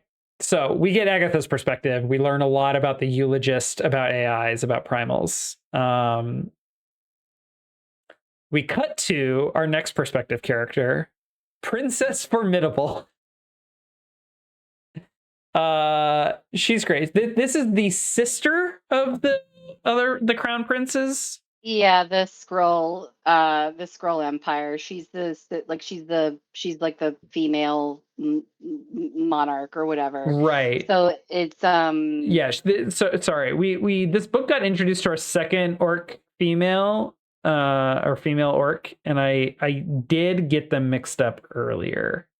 So the other in my reading orc is Victory, their, adjutant. Yeah, the Baroness Victory. Baroness Victory. Yeah, that's right. Yeah. Princess Formidable and Baroness Victory are great names. They're so good. They really fucking are. So they're loosely related.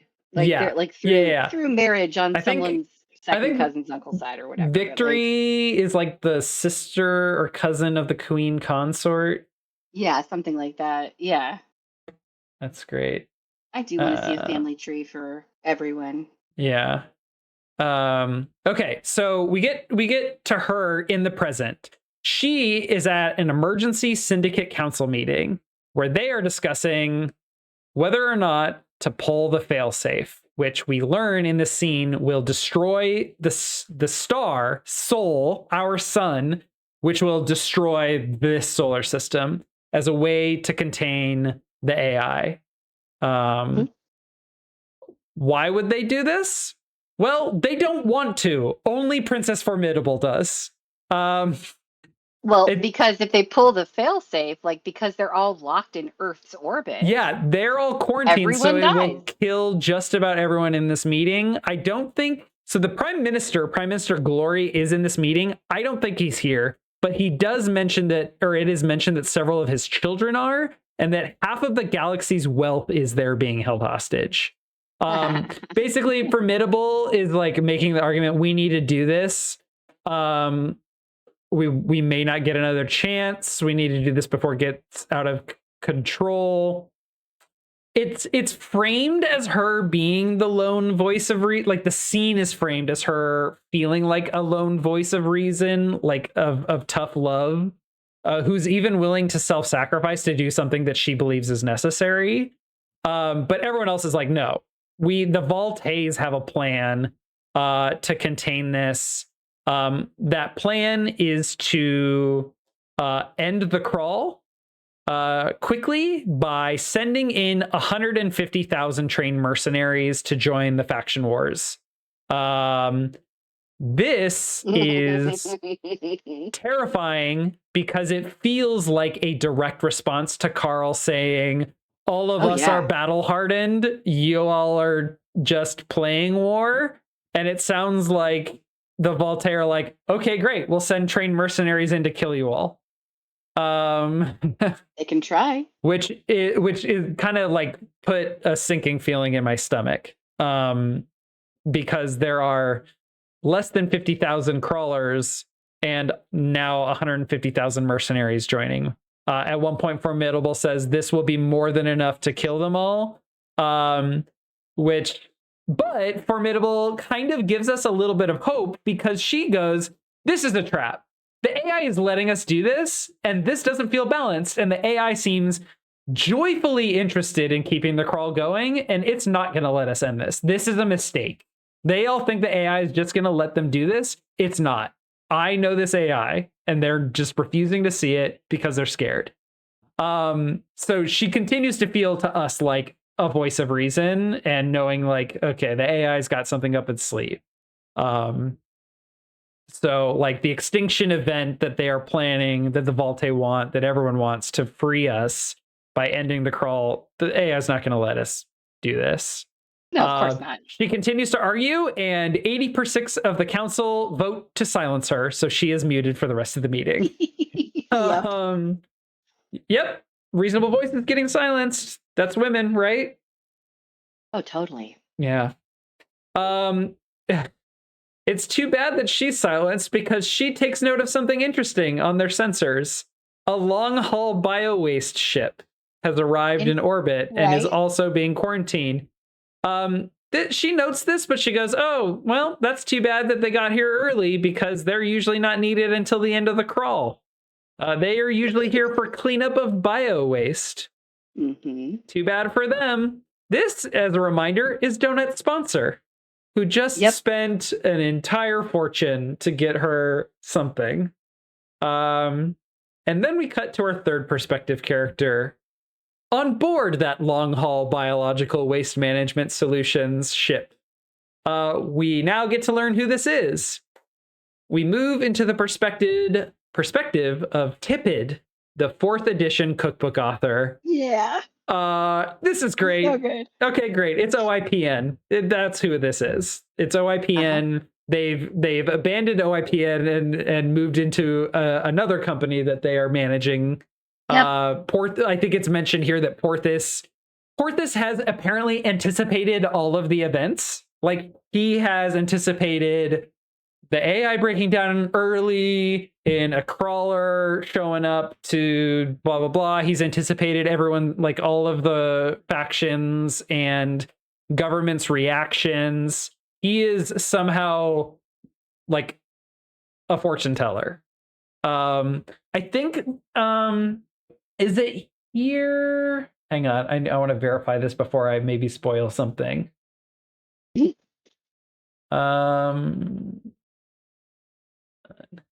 Do we learn how Porthos is anticipating this here? Do you remember? No. We do not. Not here. Okay. Okay. So Porthos seems to be very smart. Tippett is on the ship with Rosetta. Welcome back, Rosetta. We've already met you. Glad to see you.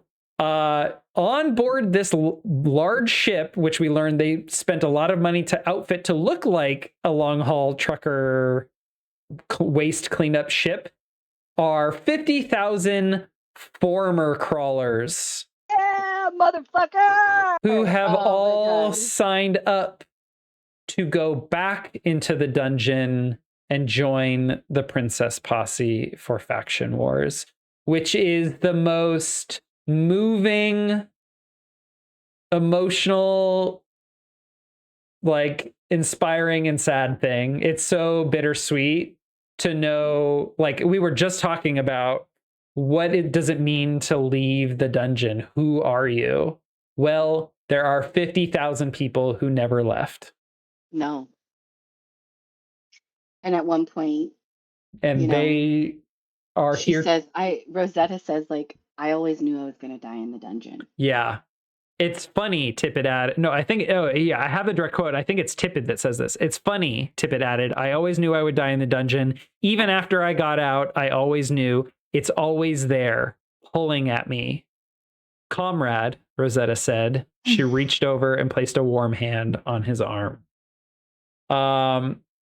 This is, so not only are you hit with the gut punch of 50,000 people were willing to go back into the dungeon for their own reasons, presumably revenge is probably a prime motivator, but maybe also to support a cause beyond just revenge, as we've seen with the OIPN.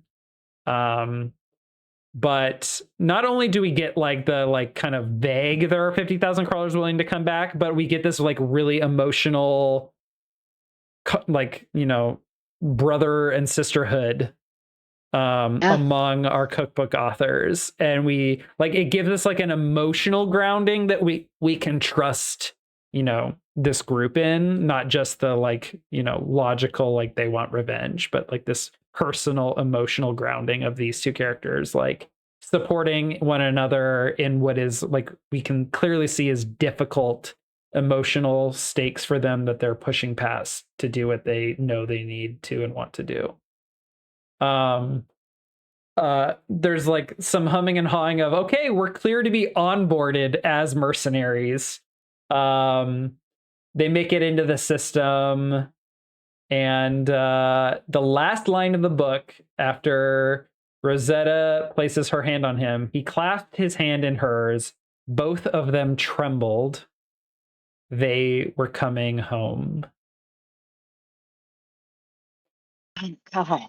Oh, it's so overwhelming. Shivers and sadness. And yeah, I love this epilogue. It's, again, like the direct response by the Syndicate Council to Carl's like, we're here, we are triumphant, we're gonna fucking kill you all, to nope, we've got 150,000 who are gonna like swing the pendulum in our favor. And then this like, well, we've got 50,000 that they're not expecting on our side.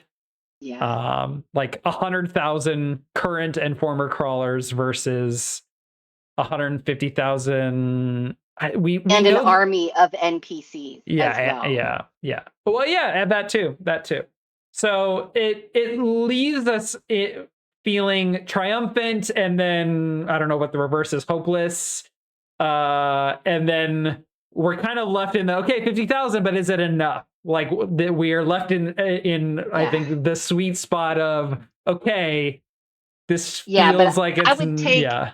50,000 former crawlers over 150,000 mercenaries any fucking day. Yeah, exactly. Well, also because we have cookbook authors and Yes. former crawlers, their knowledge is going to be so invaluable. Oh man, I'm like I've been Yeah. holding off on like because I started in on book 7 again already, and then I was like, nope, I need to put it down. I need to focus on book 6 because like because book 7 quickly becomes incredibly fucking overwhelming.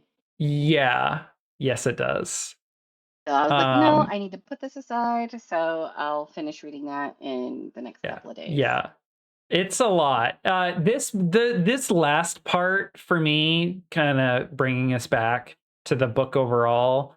Book 6 is incredible. It's really good. I think it feels like our kind of climax, our emotional climax for Carl, like because we like I was saying, it feels like we hit a moment where he is turning and his trauma is abating a little bit, but then we get hit with the Eye of the Bedlam Bride stuff and the madness Yeah. and the blindness, which kind of I guess it becomes like a his trauma reaches a false summit because it feels like healing and then complicates again.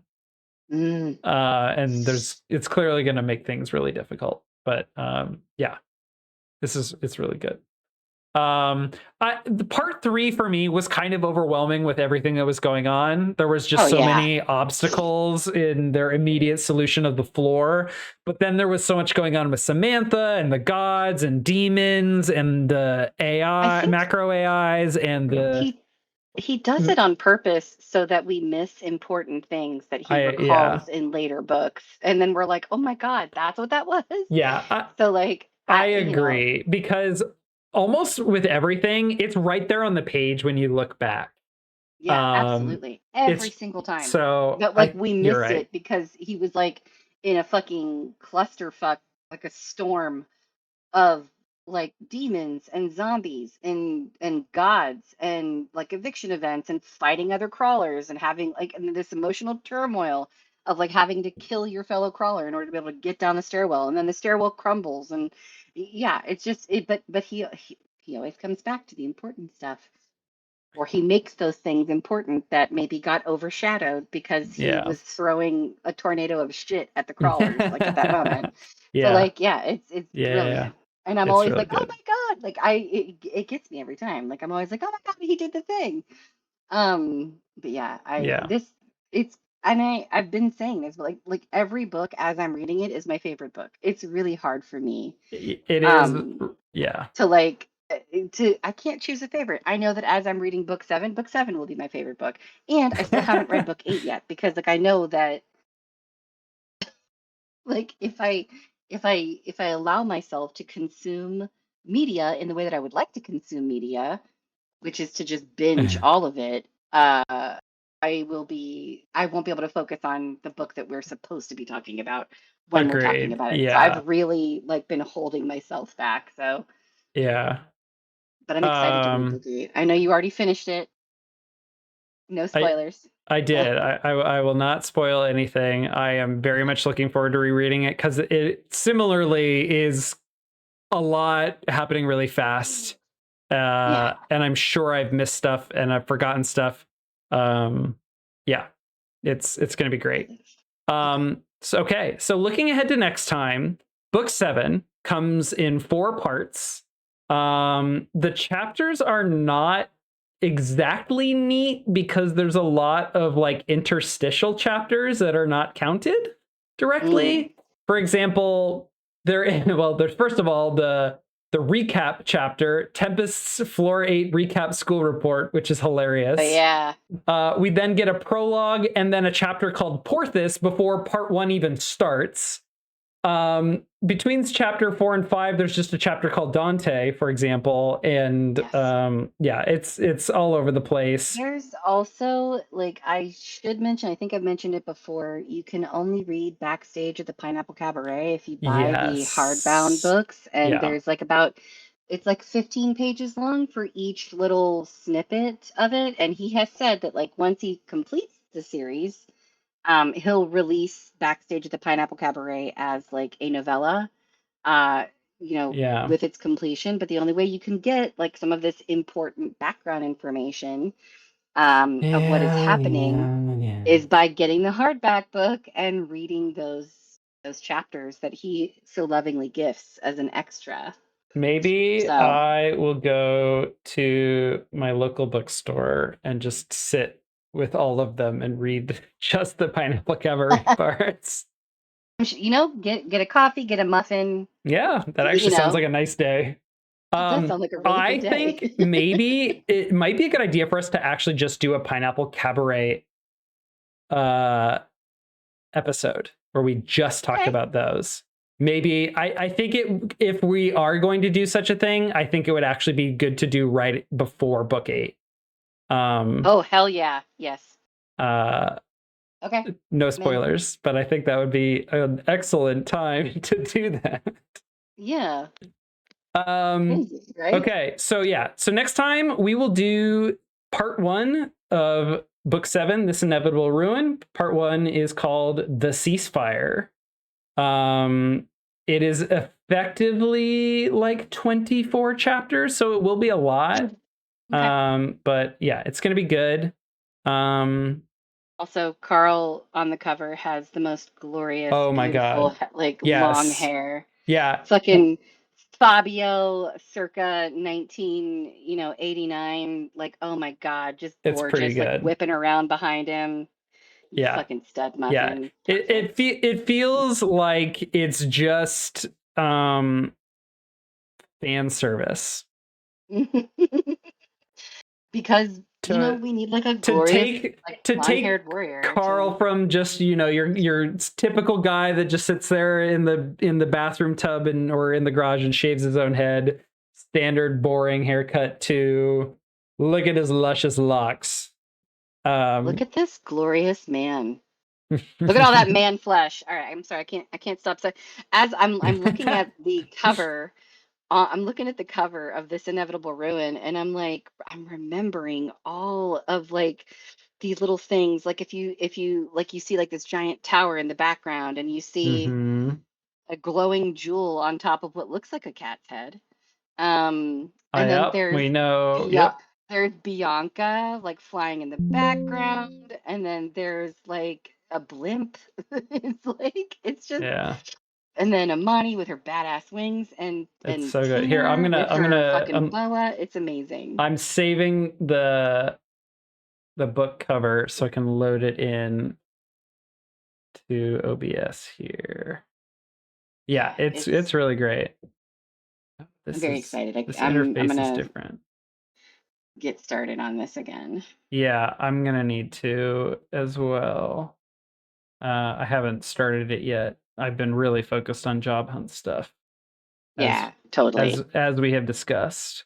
Um, yeah. Okay. This Inevitable Ruin, and then where'd it go? Bam, Wait, where'd beautiful. it go? It just loaded it. No, it was there for a Oh, second. I It think like flashed up on the I think thing. I deleted it on accident. Okay, there we go. There it is. Beautiful. Look at that. I might have to load in like a version that's really zoomed in on the tower.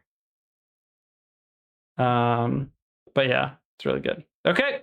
Well, that's going to be Amazing. it for us this time. If you enjoy the episode, let us know what you think in the comments. It really helps, that and subscribing to the YouTube channel. Yeah.